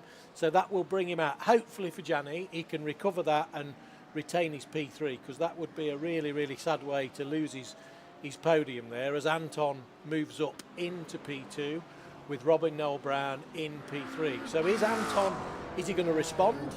Is he going to respond and pit on this lap, or is he just going to keep going and wind that fuel all the way out as far as he can? But we are into the 40-minute mark, so maybe between 40 and 45 is usually when these drivers have to come in for their stop. So it'll be interesting to see if Anton does come in this lap. I don't think Gianni has lost too much time. I think he had to wait to let 3 or 4 cars past to rejoin safely, as we've got Nils Kuhler and Tristan Engelstadt coming into the pits. No, and Anton stays out for another lap. So we'll jump on board with Alok Iyengar, who is just under a second behind James Warren. We've got Dave Van Dam still going at it with Joe Glass, and both of these drivers have pitted, Dara, so this is going to be a battle to the end between these two. Really is, and you can't really see it letting up anytime soon. Dave Van Dam and Joe Glass did a bit of contact as they're on their way through turn 9. They both go off the road, but they haven't lost too much in the grand scheme of things. Joe Sparrow, though, now right on the tail. He's gained nearly a second in this middle sector alone in his quest to pick up a position. He may have an inside line into turn 12 as well as they get onto the brakes. There is no move. It's not a happy world just yet for Joe Sparrow, but he wouldn't mind a bit of a sugar rush to get his way up the order a touch. Joe Glass in P11 in touching distance, quite frankly, but they are a little ways off the back end of the top 10. Traffic getting out of the way will help out all drivers in this little clump of cars, but Joe Glass looks like he may have a good enough exit to defend down in towards turn 1. Even though, having said that, Dave Van Dam looks like he's had just as good of an exit and may have a bit of a go. Joe Sparrow will sit and wait, twiddle his thumbs, and try and pick up if an opportunity presents itself, but for the time being at least, Glass is ahead. And Dave Van Dam without an answer for the time being. 20 minutes left to go. We really are into sprint race territory now. Yeah, Joe Glass is ahead, but we've got 1, 2, 3, 4, 5, 6, all the way up to P8. Liam Fraser in P8 have not pitted. Then we've got Janet Tahar and Matt Hoyland that have pitted. And then we've got Adam Baker that hasn't pitted. And then we've got Joe Glass and Dave Van Dam and Joe Sparrow that all have pitted. So I think that probably these guys are going to come out somewhere around P8, P9. So we'll have to see how that goes as Jason Baxter crosses the line, sets a 1:45.5. Anton Kalo a 1:45.3. So 2/10 quicker for Anton on that lap. Maybe Anton could have left it a bit late with 19 minutes to go and a 4.6 second gap. I think Jason will just be trying to manage this to the end. We are keeping everything crossed for Jason because we know what happened last time out. So yeah, fingers crossed that we don't see that this time. We've got Nils Kuhler, who is right behind Scott Kostrick a bit further on, and I think, yeah, Nils has pitted and Scott hasn't. So I imagine that Scott won't put up too much of a fight against Nils, knowing that he's still got to take his pit stop. We've got really, really spread out times, Dara, in the GT4s. I mean, Malcolm Coates is the only kind of other driver that's within range of Sean Moriarty there. He's 6/10 behind. Bobby Moss 7/10 behind Malcolm, but all the others are really, really spread out across the whole circuit. There's quite a spread, and we saw it last time at the Sachsenring, the same thing occur. It may be a bit of a theme throughout the season. Although, having said that, the Red Bull Ring could see quite a tight race because it's going to be far easier for the GT3s to lap and less opportunities for the GT4s to lose time to some of their rivals. But, you know, this really has been a really exciting race, particularly towards the front of the fields in the GT3s and in the mid-pack in the GT4s. That has been put on hold for the time being, as we are still in the middle of that pit stop cycle, of which, when we are through, I think we're going to get a very good idea of where we are in terms of some of the drivers battling each other. Joe Glass fighting it out with one of the GT4s. Dave Van Dam will come through as well. But even though we have got ourselves isolated to just a few battles now, early on in the season, I don't think drivers will necessarily mind that, because picking up the points is critical, especially when you've not got a drop round. Jason Baxter will have been gutted to find out that there wasn't a drop round, or gutted to know that there wasn't one, because, of course, if he was here on a Thursday night and he disconnected, it would be far, far easier for him to almost forget about last time out at the Sachsenring, because he could just drop the round and forget it never happened, because it wouldn't count anyway. So that would have been great. However, that's not really how it's developed and unfolded. So he's had to come into tonight knowing that he's got a deficit in terms of points and have to pick up those points organically. He's doing that well tonight so far, but he'd just be happy to continue in this manner and not really have too much to worry about from behind. Yeah, we've got Robin Aston here, who's he's 2/10 behind Clive Veyer. So Robin for the Suma GP2 Porsche team in currently in P16, so looking to try and get up to P15. I've raced with Clyde a few times. Very, very good, clean driver, and very fast driver as well. So Robin will certainly be looking to see what he can do there as he actually just outbrakes himself, goes a little bit deep. Looks like they're coming up on the back of number 77, which is Bruno Silva. So Bruno must be a lap down, but probably has the same sort of pace as these guys, but he's kindly letting Robin through. So Robin is now free. So Bruno must have solved whatever issue it was and managed to rejoin. We've got Jason Baxter in the pits. So Jason has pitted. So he's pitted on lap 25 and Anton has stayed out. So this is going to be interesting to see where Jason comes back out. I think he's going to come back out ahead of Gianni Terhar. He might also come out. He does. He comes out into nice clean air. So yeah, Jason will be really, really pleased with that. So without the commentator's curse for the second time, Jason has just got to keep all things crossed and keep that running. So yeah, we're kind of rooting for him after last time, Dara, aren't we? We don't like to see things like that. No, we don't. It's so unfortunate, isn't it? You obviously wouldn't get it in the real world if you just disappear from the circuit. And if you did, I think there's going to be more questions asked than just, how upset do you feel? Because that would be concerning, quite frankly. But for Jason Baxter, just to lose those points, gave him something to really fight for tonight, and fight for it he certainly is up to this stage. At least Dave Van Dam fighting with Joe Glass, still no move for him. I'll be interested to see where Anton Kalo can come out in relation to the likes of Baxter and Terhar, of course, after Terhar came into the pit lane. 10 seconds behind Jason for the time being. We are really under that 15-minute mark now, so 3/4 of the race have passed. It's going to be a real splash and dash in the pit lane. The longer you can run, of course, in terms of the opening stint, the less fuel you have to put into the car. So Anton should be putting in slightly less fuel than we just saw be put in for Jason Baxter. Whether that will make a difference or not is yet to be seen. And whether he can get ahead of Gianni Terhar will also be crucial as well. But don't expect this stop to be very long at all, James. No, I don't think it will be, when he's only got to put in enough litres for, 3 litres a lap, 13 minutes. Not going to be a long stop. Let's have a look where Jason is coming down the start-finish now. So as Anton is coming out of the pits, you're going to see him on the left-hand side, and he has. Anton has managed to he's managed to overcut Jason Baxter, so that he's either taken on a lot less fuel or he's carried less fuel from the start, and his fuel saved, allowed him to go longer. So yeah, this is going to be a battle now to the line. Where is Gianni Terhar? Gianni Terhar is running, he's still in P3, so at least Gianni, after that incident, is still going to hopefully finish on the podium. But now we've got a battle with Jason Baxter, who seems to have a little bit more pace than Anton Kalo, but Anton's going to think, well, I've out-strategized you, so I've got myself ahead on track. You're going to have to come round me now. So this is going to be really interesting, Dora, especially as they find themselves coming up to the GT4 cars.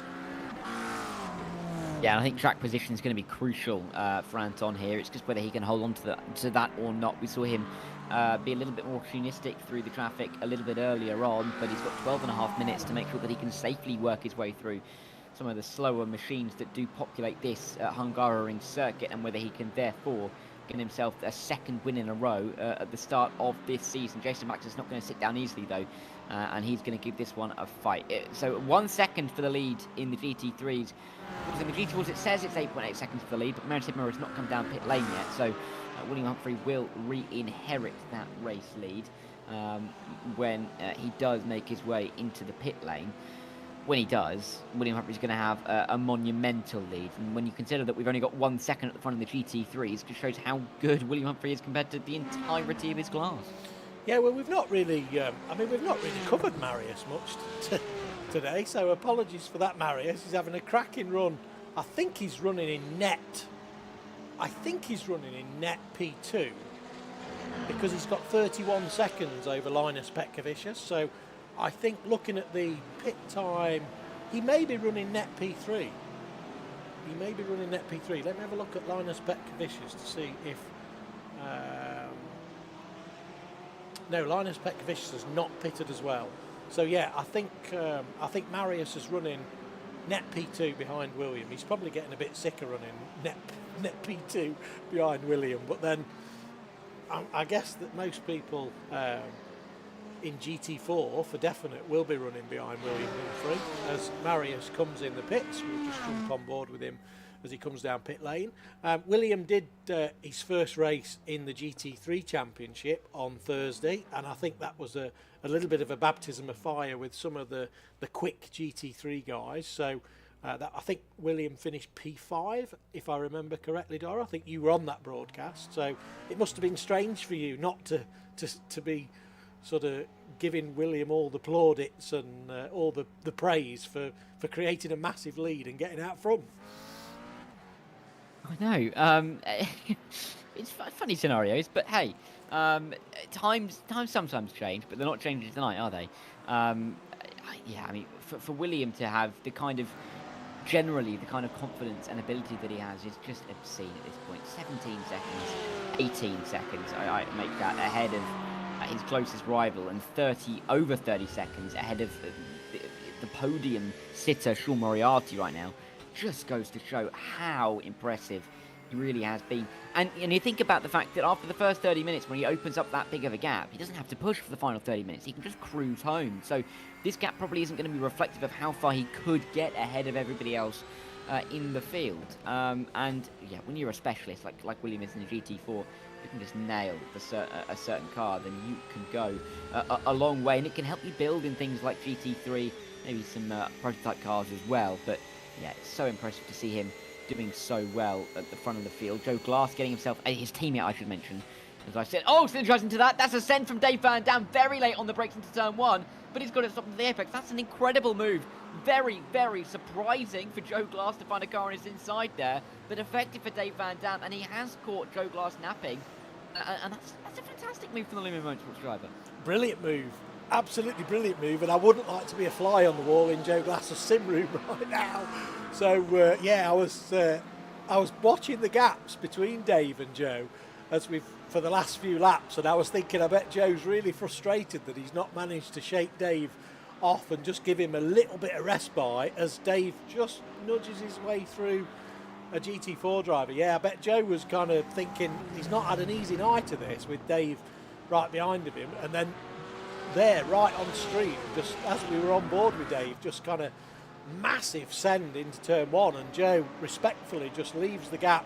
I think Joe went for the switchback there, to be honest, and Dave just managed to block the switchback, and Joe kind of had nowhere to go. So it's going to be interesting to see here in the last 8 minutes what Joe Glass has got. Has he got enough to kind of get back on the back of Dave Van Dam? This is for P10 in class, so yeah, they'll both want that P10.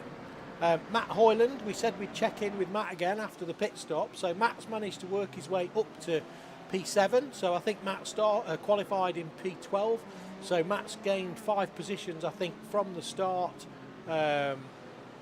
Good performance from Matt. Had that little incident we saw earlier, and he's also got Will Soper right in front of him as well. So another opportunity might present itself to Matt inside this next 7 minutes. Yeah, and that's what we've got left. I mean, time has disappeared, isn't it, in this race? It doesn't feel like very long ago at all that we had half of the race left to go. But for some of the drivers who are looking to make moves, it is going to be a case of now or never. Matt Hoyland is one of those drivers who is looking to make a move, as is Tristan Engelstadt, who's right up behind Linus Petkevicius, the Swedish driver trying to overtake the Lithuanian. They're a long way back from Pedro Elise to Silver Seed. Imagine that these two are just fighting over 9th and 10th between themselves unless they make a mistake and invite Malcolm Coates to join the party. Stephen Donnelly on the back of Evan Main as well shows that we have got battles coming back to us right towards the end of the race, and in the case of this particular battle, a battle for a top 5 place and some big points in the early stages of the season. Both drivers aren't going to take this one sitting down, I am sure, but to give yourself a good footing, in the same way it's important to get a good banker lap time in qualifying, it's great to get a good foot into the championship in the opening couple of rounds, because it really gives you something to build off of as you work your way through the championship, rather than trying to frantically regain the points at every single following race. It is, and Stephen is going to want that P5 back. He's going to be thinking, that is my P5. So, yeah, he's going to be hunting down Evan Main, as we just got, I think that's Arima Silinskas that just goes past those two. So, yeah, Stephen's definitely going to want this place back. Make no mistake. He will want that P5 back. I think he was running P5 most of the race. Fair play to Evan Main. Probably done it in the pit stops. Managed to get a bit of a quicker pit time. Maybe I'll check that out when we in the next few minutes. But yeah, Stephen's definitely gonna want that back. It looks like Joe Glass has just got on the back, or stayed on the back of Dave Van Dam. So this battle is just not going away at all between these two. And I know Joe quite well.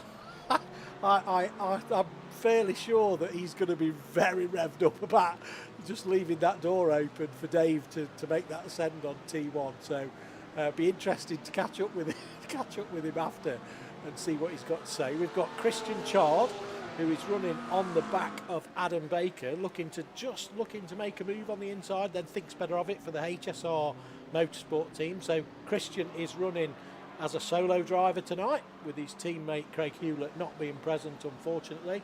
So we're doing a good job for the HSR team there, running P19, flying the flag.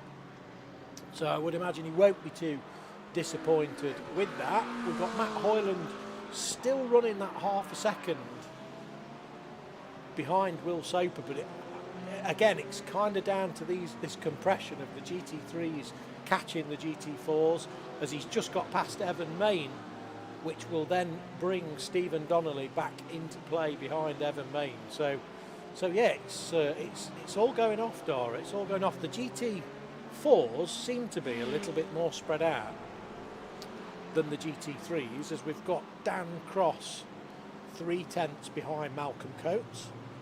So Dan Cross in the Mission R, powered by Maud's Mercedes, as it looks like he's got a GT3 car behind him. Can't exactly make out who that is. Number 66. They've got a great number anyway. Who is that? Who's number 66 in that rage against the game? That must be Clyde Veyer, is it? Working his way through. Yes, it is Clyde Veyer, yes. It is Clyde Veyer, yeah. So working his way through. He's managed to gap Robin Aston, as you can see. Robin is running quite a little bit, so just 2 seconds behind. So we caught up with their battle a little bit earlier. So yeah, Clyde's done a great job to gap Robin there, securing hopefully P13. It looks like Dave Van Dam's had a moment, because he's dropped behind Joe Glass and Joe Sparrow. So Joe Glass has made it up into P10. Matt Hoyland is also closing in the last 3 minutes of the race. He's closing in on Will Soper, just now 3/10 behind. Let's have a quick jump on with Matt for a couple of seconds, conscious that we are going to keep up with Anton, and we're not going to miss the final lap of the race. But yeah, Matt looks like he's got the bit between his teeth, Dara, to try and get into that top 6. Yeah, that's really where he wants to be by the end of this race. I think that's where he will feel like he deserves to be, especially after the P2 last time out at the Sachsenring. Put him in a very good place in the championship. James Warren finished third in that race, mind you, and he's right behind Matt Hoyland at the moment. So Hoyland's still on for some decent points and for a decent championship position heading into round 3 in just a couple of weeks' time. But he's got to try and get his way through on Will Soper. And with time of the essence now, I think there really is only 2 laps to go, including this one. In fact, there will be, because Anton Keller's not going to reach the line again before that 1:45 mark. So Hoyland's chances are running out. He's only got one more chance down at turn 1 to go. And if he's going to make the move, you feel like it's going to be some desperate lunge somewhere, but he's going to get the extra couple of tenths closer. Otherwise, that's not going to be possible, and you're going to find yourself making quite a bit of contact if you try and send from that far back. Yeah, Dave Van Dam's actually gone into the pits, so I don't know whether that is looks like a drive-through. So we've got 17x for a drive-through penalty and 22x for a DSQ. So Dave must have hit that limit, so that's dropped Dave down into P16. So I imagine that he'll be a bit disappointed with that after those fantastic battles with Joe Glass all the way through, who is now running in P10. He's got 4.9 seconds to the next guy up the road, which is Alok Iyengar, and he's got a 1.2 lead over Joe Sparrow. And meanwhile, Matt Hoyland is absolutely not giving this up. So he's just looking around the outside of Will Soper. Both drivers giving each other lots of room. Just doesn't manage to get the job done. He's going to have to save it up for that last lap, as Anton will be now coming. He will be now on his last lap, I think. Anton Kalo will be. Yes, he will. He won't be getting around another time here, but what a drive it's been from Anton. He's been so dominant towards the front in the last stages of the race because he's nailed the strategy. Jason Baxter was leading the race for such a long time, and after looking like he was set for a win at the Sachsenring, it looked like it was going to be redemption for him, but Anton Kalo just extending that stint. The extra lap enabled him to shorten the pit stop by long enough that he was able to cycle through to the race lead. I think there will be questions asked about what happened between himself, his teammate, and Gianni Terhard down at turn 13, but they can wait for the time being because Kalo is on his way. Donnelly trying to defend from Evan Main as they run their way towards turn number 1, which it looks like he will do. Main is getting close, but again, this is their final lap, not quite close enough to make any kind of lunge into turn number 2. Kalo then through the middle sector on what should be almost like a victory tour for the Finnish driver. A win last time out put him in fantastic championship position, and those that finished on the podium alongside him currently sit in this race 7th and in 8th, so an extension of that championship lead is more than in order for the number 12, who was driven absolutely superbly, particularly in the final 15 minutes. After coming out of the pit lane, looking behind and seeing Jason Baxter behind, there will have been pressure felt for him, but he's managed to cope with that absolutely superbly as he comes out of the final corner and rounds it, the 180 degrees worth of rotation. He will see the checkered flag momentarily, and Anton Kalo, what a drive it's been from him. He's going to win here at the Hungaroring for round 2 of the season, and an absolutely stellar drive again. 100 points on the board out of a possible 100, exactly how you want to start the year. William Humphrey, I think, just crossed the line in front and will have an entire victory lap to himself because everybody else, James, is going to be a full lap down on him. They are, and Gianni Terhard takes that P3. It's a real shame that he had that incident earlier, but at least he gets to stay on the podium. So William is now going to get to complete this lap after Marius has already crossed the finish line. So this is the last lap for William, who's not crossed the checkered flag, but Marius in second has. So this must be quite a unique situation, as we'll come back to William a bit later. So we've got Sean Moriarty that takes P3, Bobby Moss P4, Evan Main managed to get back Stephen Donnelly to steal away that P5, Martin Kenyon P7, Pedro Luis de Silva in P8, as we look to see where William is, and it looks like William had crossed the line after all, but it's not saying so on my screen because he's disappeared. So never trust the timing screen, Dara. That's the message. Never trust the timing. Yeah, exactly. He's won either way. Whether it says he's crossed the line or not, he has won this race ahead of Marius and Sean Moriarty, but have that kind of advantage in the end, over 40 seconds to Sean Moriarty. Absolutely incredible for him. Niels Kulamati Noel will be inside the top 15 as well, the Canadian driver. Looks like he's had a decent enough evening to pick up a few points for his championship cause this evening, but he should be one of the final drivers to cross the line here. William Humphrey, he's not on another lap, is he? So I'm not too sure what's going on there. No, just unless he's just starting a to delay. Oh, there we go. Just a delay. It has come through. There we go. Yeah, he's crossed the line now. But an incredible drive for him. That means everybody now, pretty much everybody's crossed the line. A successful race, James, I think it's fair to say. Wow. Where did that 60 minutes go? I honestly don't know. So thanks to everybody that's in the stream and has popped some chat in the chat. Apologies, we've not managed to get to answer some of the questions, but with a few little technical glitches here and there, it's been a little bit difficult to try and concentrate on two things. So yeah, thank you all for joining us in the chat. Let's go through some results, shall we, Dara? Yeah. Let's go through the GT. We're going to go through GT4s first, James. GT3s. Let's go for the overall, shall we? Overall, yeah, even better. It gives us a chance to look at who was towards the top overall in the class standing. So it was Anton Kalo in the end who won the race, ahead of Jason Baxter and Gianni Terha for second and third for them. So Linskas and Robin L. Brown fourth and fifth. The Lithuanian driver having a great drive in that SRB Motorsports by Lint Vega car. Will Soper, Matt Hoyland and James Warren finish inside the top 8, with Liam Fraser reserving for the Moonshiners Racing Club, getting a good result inside the top 9. Alec Oyenga was up and down that top 10 all race long, but he managed to finish in 10th place ahead of Joe Glass, who just about held off Joe Sparrow towards the end of that race. The Maltese Clyde Veyer across the line in P13 ahead of Robin Aston and Jaden Scott in the final drive with a minute of the overall race winner. Ben Bennyworth and Ryan Blackie 16th and 17th alongside Christian Char, Dave Van Dam and Adam Baker inside the top 20. They were the only other drivers on the lead lap, with Andy Chell, Andrew Fellows, Lewis Plath and Bruno Silva dropping a lap in those GT3s. William Humphrey won the GT4s by only dropping a single lap over an hour in a slower class. Incredible to see from him. Maris Hibmer, Sean Moriarty was second and third in class ahead of Bobby Moss and Evan Main, who were in the top 5 in the GT4s. 2 Americans inside that top 5. I think they'll be pretty pleased with that result. Stephen Donnelly was ahead of Martin Kenyon and Pedro Luis de Silva from 6th to 8th in that GT4 class, with Linus Petkovicius and Dan Cross rounding out an exciting top 10. Tristan Engelstad, the Swedish driver, just missing out alongside Nick Stubber and Niels Kula. He's at the top 13 in class. Matthew Noel and Malcolm Coates rounded out the top 15 in the GT4s and the top 39 overall. We roll on to see the likes of Callum Morrow and Pete Paeva. The Brazilian finished 41st ahead of Rob Gregg and Scott Kostrick, who were 3 laps down the overall leader in the end. Simon Hunt, Ian Chambers and Sergio Ferreira finished right towards the back. The 22nd it was for Sergio Ferreira in the GT4s ahead of Chris Jennings. Andre Muntian in the Pro class did not see the checkered flag alongside the likes of Jelle Damstrup, John LeBrook and Nine Meyer, none of whom saw the checkered flag all a long way down the order. And I think it's fair to say, James, a few happy drivers after that race, because there were some great performances out there.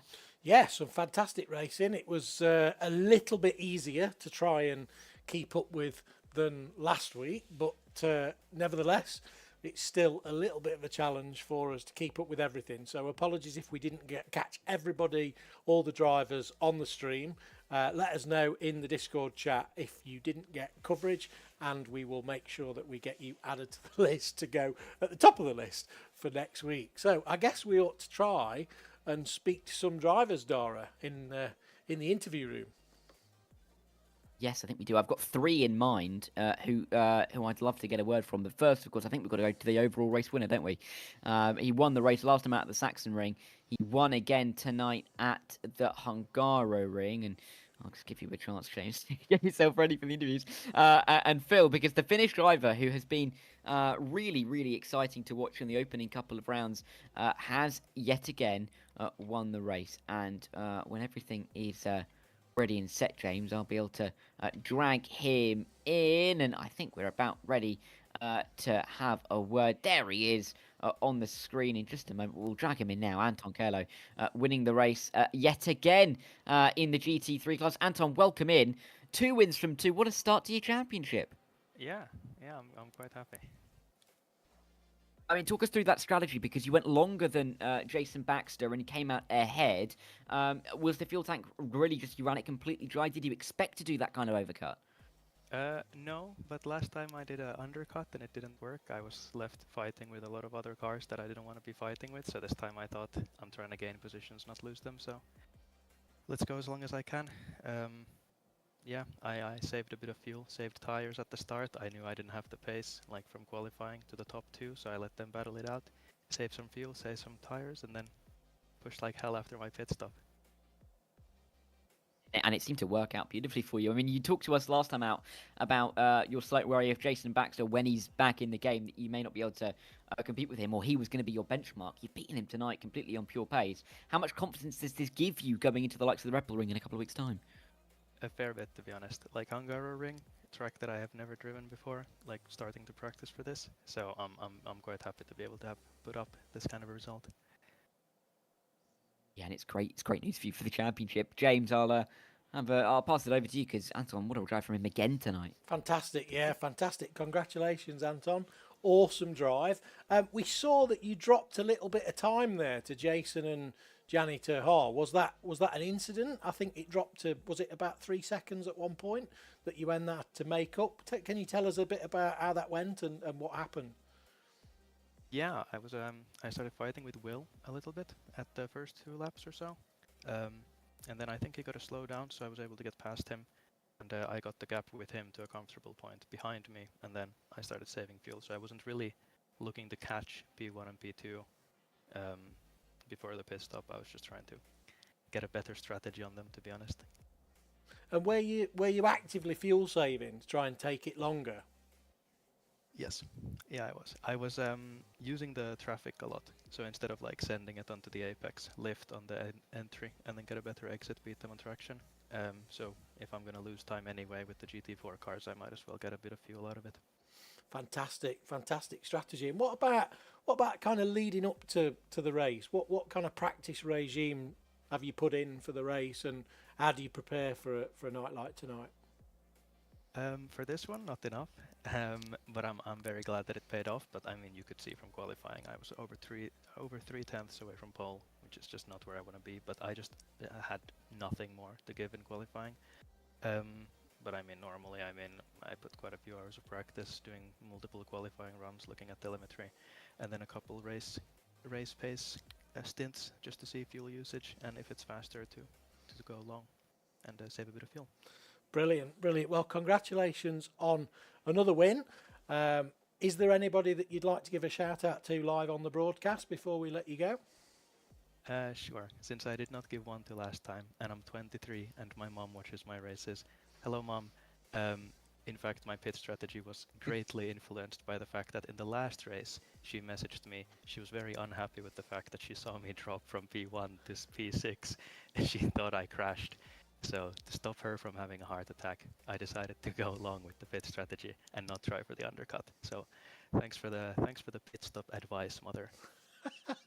Brilliant. Well, very good evening, Mrs. Kilo. So yeah, you can join our engineer team anytime. So yeah, brilliant, Anton. Look, have a great couple of weeks, and we'll see you back at the Red Bull Ring. Absolutely. Thank you very much. Thanks to Anton there, was great. When we've got a couple of parents in the chat, welcome in. Great to have you with us, and yeah, great to have yet another race winner in with us. I think we can also have a chat with our other race winner in the GT4s, James, and it was William Humphrey, who yet again, all the way from the rest of the pack, didn't really have to push towards the end of the race and just showed his class yet again. William, I think we're running out of superlatives for you, quite frankly. Another ridiculous drive. You pulled out the gap. How much did you end up pushing in the last half an hour? Because most of that gap you built up in the first 25 minutes. To be honest, I didn't really push at all throughout the whole race. I was more paying attention to the X's that I didn't want to get. The first 2 laps I did a little bit, but after that I was like, I know I've got the gap now, I can just keep it chill and not get any more X's. And I mean, I would ask how confident are you going into the Red Bull Ring, but obviously that confidence is going to be sky high. I mean, talk us through traffic management here compared to the Red Bull Ring in a couple of weeks' time, because the Hungaroring is a little bit tighter, it's a little bit more tricky to see the GT3 through. Do you think it's going to be a little bit of a calmer time for you at the Red Bull Ring with the wider entries and exits to the corners? I actually won't be here for the Red Bull Ring. Yes, but possibly yes, it will be easier for GT3s and GT4s to get along. Most of the time, GT4s just need to stay predictable, keep on their line, and GT3s will work around them. I guess that means that I'm going to have to ask you, how much confidence do you have in Joe then in 2 weeks' time for the Red Bull Ring for the team? Joe's not here next week either. Was he not? Oh, goodness me. Right, the whole Glastic team aren't here. Oh, well, that's fallen apart. Well, it's gone into flames, isn't it? James, take over quick, because I am self-combusting right now. I'm just trying to keep calm. The paddock has just gone absolutely crazy and erupted with champagne, hearing that William Humphrey is not here for the next round to give everyone else a chance. But another absolutely amazing performance, William. It really. How does it feel more comfortable tonight compared to kind of Thursday in the GT3s, and how do you make that transition from like jumping in car to car? I don't know how to explain it, but for me now it's more of second nature because I'm just so experienced with these cars in a sense. I've driven them quite a lot. But I can imagine for somebody that isn't so experienced, it takes a bit of getting used to. I think learning a GT3 helps you with the GT4 because that means you can transfer some of the skills into both of them. Also, that means you've done it in a faster car, so that means you can do it in a slower car, and you can move on from there. Which do you prefer? GT3. Okay, great. So he prefers GT3, and he just absolutely wipes the floor with the field in the GT4. Absolutely brilliant. Okay, well, look, Cheers. congratulations, man. Absolutely awesome. Is there anybody that you want to you. give a shout out to live on the broadcast before we let you go? Well, my dad has put in the chat, my parents and my grandparents are watching, so I'll give them all a shout out saying thank you for helping me along the way and giving me the confidence to keep doing what I'm doing and not stopping me from doing it. Brilliant, mate. Absolutely brilliant. Well, a big shout out to the Humphrey family. So he's not let you down once again, which is no surprise, as we all know. So if we won't see you at the Red Bull Ring, then we'll see you 2 weeks after that for the fourth round. I don't even remember where the fourth round is, Dara. Where is the fourth round? The fourth round is in the Zandvoort. First 90-minute race. Start of May. So you'll be back for Zandvoort, William, will you? Yes, I will, and I'll be doing as best as I can there. Brilliant. Well, we're only gonna put 50 kilo ballast on your car, so don't worry. Let's not do that, please. Okay, mate. Look, have a great few weeks, and we'll see you in 4 weeks' time. You too. Thank you so much. Take care, mate. Cheers. Still William. And hello to the entire Humphrey clan, actually. Great to have everybody watching along. It's almost nailed on that William's going to win if you turn it on. So, yeah, it's always good to give it a watch. I think we've got time for probably one more driver, James. And I'm looking at who we've got. I think we've got the P2 man in the GT4s. Seems very apt to give him an interview. Marius Hibmer is who it is. He wasn't necessarily right on the back of William Humphrey, but a very strong result. Lots of points picked up. Marius, welcome in. Congrats on the P2. How are you feeling after that? Because William was a long way away, but you seemed very comfortable to the rest of the pack. Yeah, I'm feeling quite good. Definitely wasn't expecting this much pace going into it.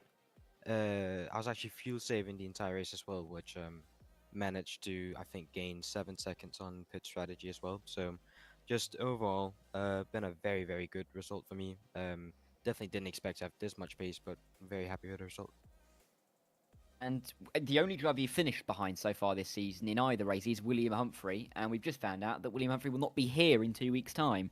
So if you're here at the Red Bull Ring, do you have confidence that you can show this kind of pace again and maybe get a win, the first win of the season for you? If he's not here, then I might be able to get a win, yeah, because I've been going pretty well, I'd say. I mean, I've P2. I finished P2 pretty comfortably in both races, so I might actually be able to go for a win if William's not here. That's always the good positivity that we love to hear from you. I'll pass it over to James because Marius had a great result again, James, and definitely he's going to be involved for that championship fight. Brilliant result, Marius. Absolutely brilliant. I was going to ask you kind of how do you prepare for racing against William, really? Because he's pretty phenomenal in these, and we've seen that in the GT4 championship when you were running the Porsche, you were a lot closer to him. Is that something that we can look forward to kind of as the season goes on? Is that where you think you're going to be sort of closing that gap to him? Nah, I think William is super quick. He's not really my focus. I think pretty much every race he's there. If he doesn't have a crash or an incident of some kind, then I won't be catching him. I think my focus is more on finishing P2. That's kind of my goal for every race. And not really planning on fighting him. I think going into races, I just try to do as many laps as I can. I mean, before Sachsenring or 2 weeks ago, I did like 130 laps of practice, and for this one, I managed to get 80 laps of practice before qualifying. So. Brilliant, mate. Well, look, thank you for joining us in the comms booth. Is there anybody that you'd like to give a shout out or a thank you to while we're live on the broadcast before we let you go? Yep, I'll give a shout out to Flatline for being a great team. Really enjoyed driving for them, and I'll also give a shout out to my sponsor again, grazinggood.com. Grazinggood.com. So you heard it here, folks. Thank you very much, Marius, and we will see you in a couple of weeks' time at the Red Bull Ring. Yep. See you. Cheers. Cheers. I think we need to speak to Gianni Terhar, Dara, because after that race and that incident, it would only be right to speak to Mr. Terhar and see exactly what he's got to say. Yeah, let's Since, drag him in then. Give him a quick word. Oh, sorry, Gianni. nothing We happened. dragged you in mid-sentence. I mean, unfortunate for you in the end because, of course, you were running right up towards the front. Talk us through that incident, though, in towards the final couple of corners because it looked like a really tricky moment with the traffic. Yeah, it's at first it was a very great battle with the top three. Really enjoyed it. But yeah, it's always difficult with the GT4s if they are also racing. You need to maneuver through the traffic, and especially if someone who is at the moment faster than you also behind you, you need to make very quick decisions. Yeah, I decided to go on the outside. I had quite the overlap. I even think it was a full car in front. And yeah, by coincidence, it was also the teammate of the car behind me. But so we were discussing, like, maybe they are discussing it on the team chat to kill me. But nah, just kidding. But yeah, it was unfortunate. But I kept my head down quickly into the pits, was able to change some tires, and luckily ended up still in P3. Yeah, I mean, talk us through the positives you can take from this race because, yes, you weren't necessarily able to fight for that win towards the end, but still some really good points. What are you looking forward to, and what do you feel like your strengths, where your strengths lie, really, going into the Rebel Ring in a couple of weeks' time? I think for me, mainly the consistency, because luckily my quali pace is going quite decent the last couple of races. But yeah, the first race I made a couple of decisions with slower traffic, which I learned from, let's say it like that. So yeah, this race I wasn't even focusing on getting on the podium. I just wanted to have a clean race, make strategic decisions about the actions I'm going to take, where to overtake. Make it clear what I'm going to do, and yeah, for most of the race it's actually worked very well, only for that certain moment that spun me out. But yeah, for the rest, yeah, all traffic was very predictable. Everyone did very well. I think the GT3s as well, so yeah, that will be my strongest point, I think, hopefully also in the next races. Yeah, we're going to wish you the best. James, I know you wanted to have a quick chat with Gianni. Is there anything you'd like to ask? Yeah, I just wanted to tell him that we caught it on stream. That was... So why do you have to call it on stream again, yeah, James? I think it's a commentator's curse, mate. So apologies for that, but you were having an absolute storming race. We were willing you on. So, I mean, this form is kind of... We all know that you've been quick, but this form, is it what you expected to be this quick? How you been tonight? Yeah, a couple of seasons ago when GT3 Season 4, we also did Hungaroring, and I actually managed to be in Premier and also on P2 when Yannis decided to take the lap a bit on the outside. If he's watching this, he will hate me now, but I don't care. But yeah, there I also got P2 and ended up 2 races in P1 in my class. So yeah, I was hoping to make this race as well. Yeah, good as that time. And yeah, last race, of course, didn't go as planned. So this time I really wanted to have a redemption here. And I think, yeah, really proud of the end result. Brilliant, mate. Absolutely brilliant podium. And what about your target for the end of the season? What's kind of yours and Tristan's team target? Yeah, we ended up P7 in the last races, and suddenly we're still P2 in the team championship. So we have the hope that we still get the top position. But yeah, William Humphries is in the GT4, I think, unbeatable at this point with his pace. So he will get a lot of points, and Joe Klaas is also not a slow driver. So yeah, I think those will get a lot of points. And of course, we have other drivers that are also very quick. So for the teams, I think we at least hope to get a top 5 position. That will be amazing, and the higher the better. And yeah, for the rest, for me, this is just all about getting the experience, learning how to deal with the traffic, and actually improving the mindset in racing, because that is sometimes still an issue for me. I have no idea why, but fantastic, mate. I can sometimes be a bit too aggressive or not really thinking through an action, and maybe doing things without thinking. I'm sure. Maybe you see it sometimes in the stewarding that I just say things that come to my mind.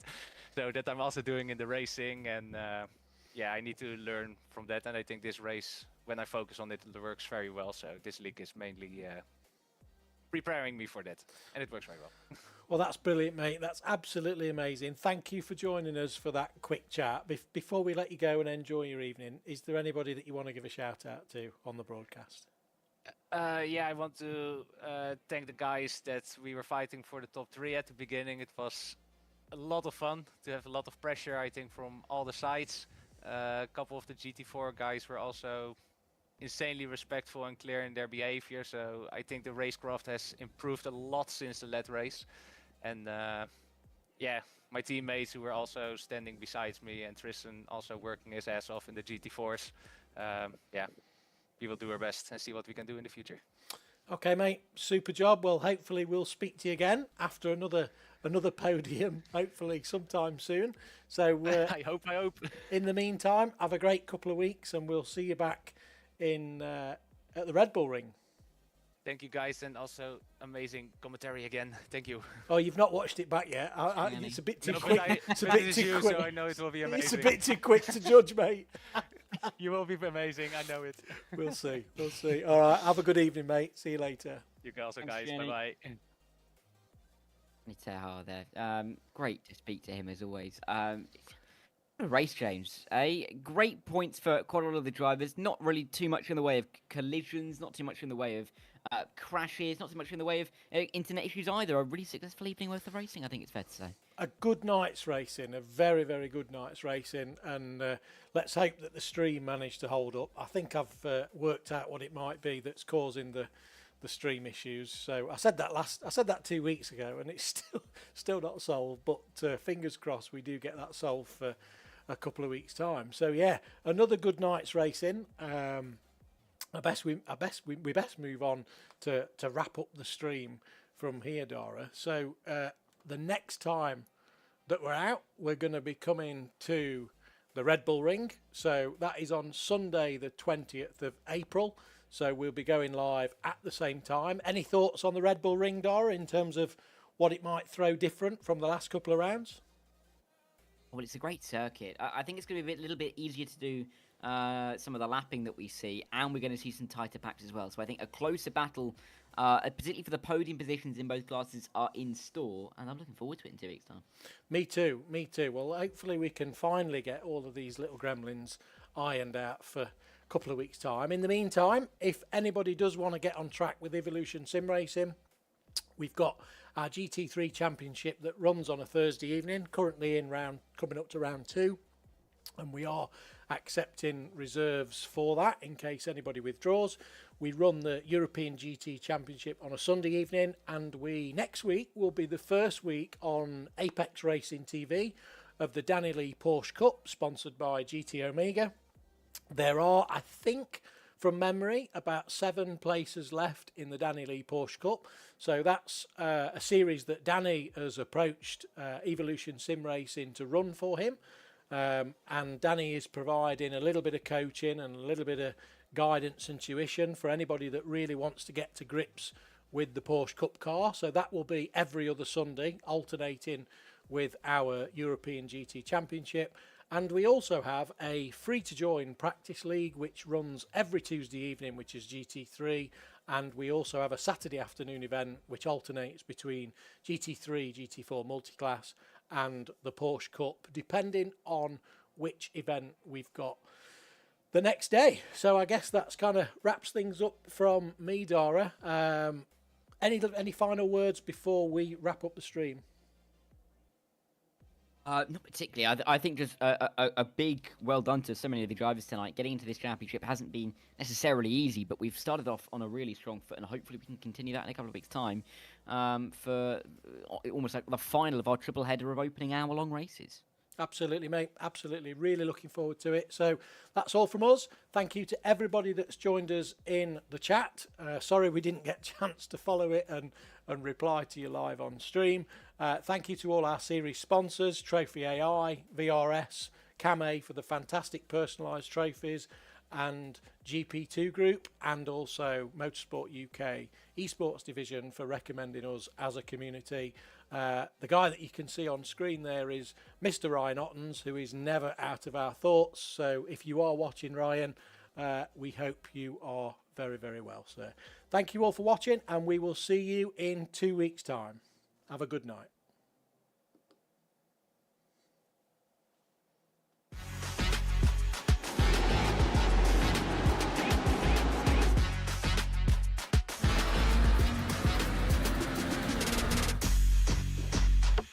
For the upcoming right-hander, brake 30 meters later and ease off the pressure.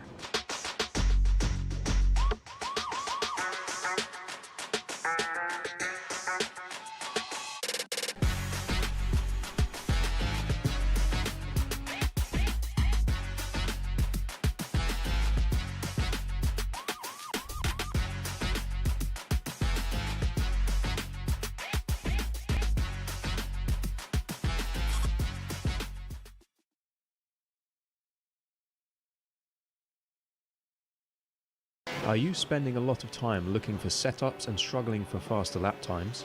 Are you tired of searching online for answers? Would you like to get setups, analysis and tutorials from some of the best sim racers in the world like Ralph Aller, Mitchell de Jong, Martin Krunker, Josh Rogers and many more? If so, virtualracingschool.com is the answer you've been looking for. VRS data packs provide hot laps from our professional coaches for you to analyse and replicate. They provide tutorials that walk you through the fastest laps and what the pros did to achieve the best times. And they provide the setups you need to ensure your car is competitive in both oval and road racing. If you're ready to get faster and reach more podiums sooner than later, just go to virtualracingschool.com and sign up for a free account today.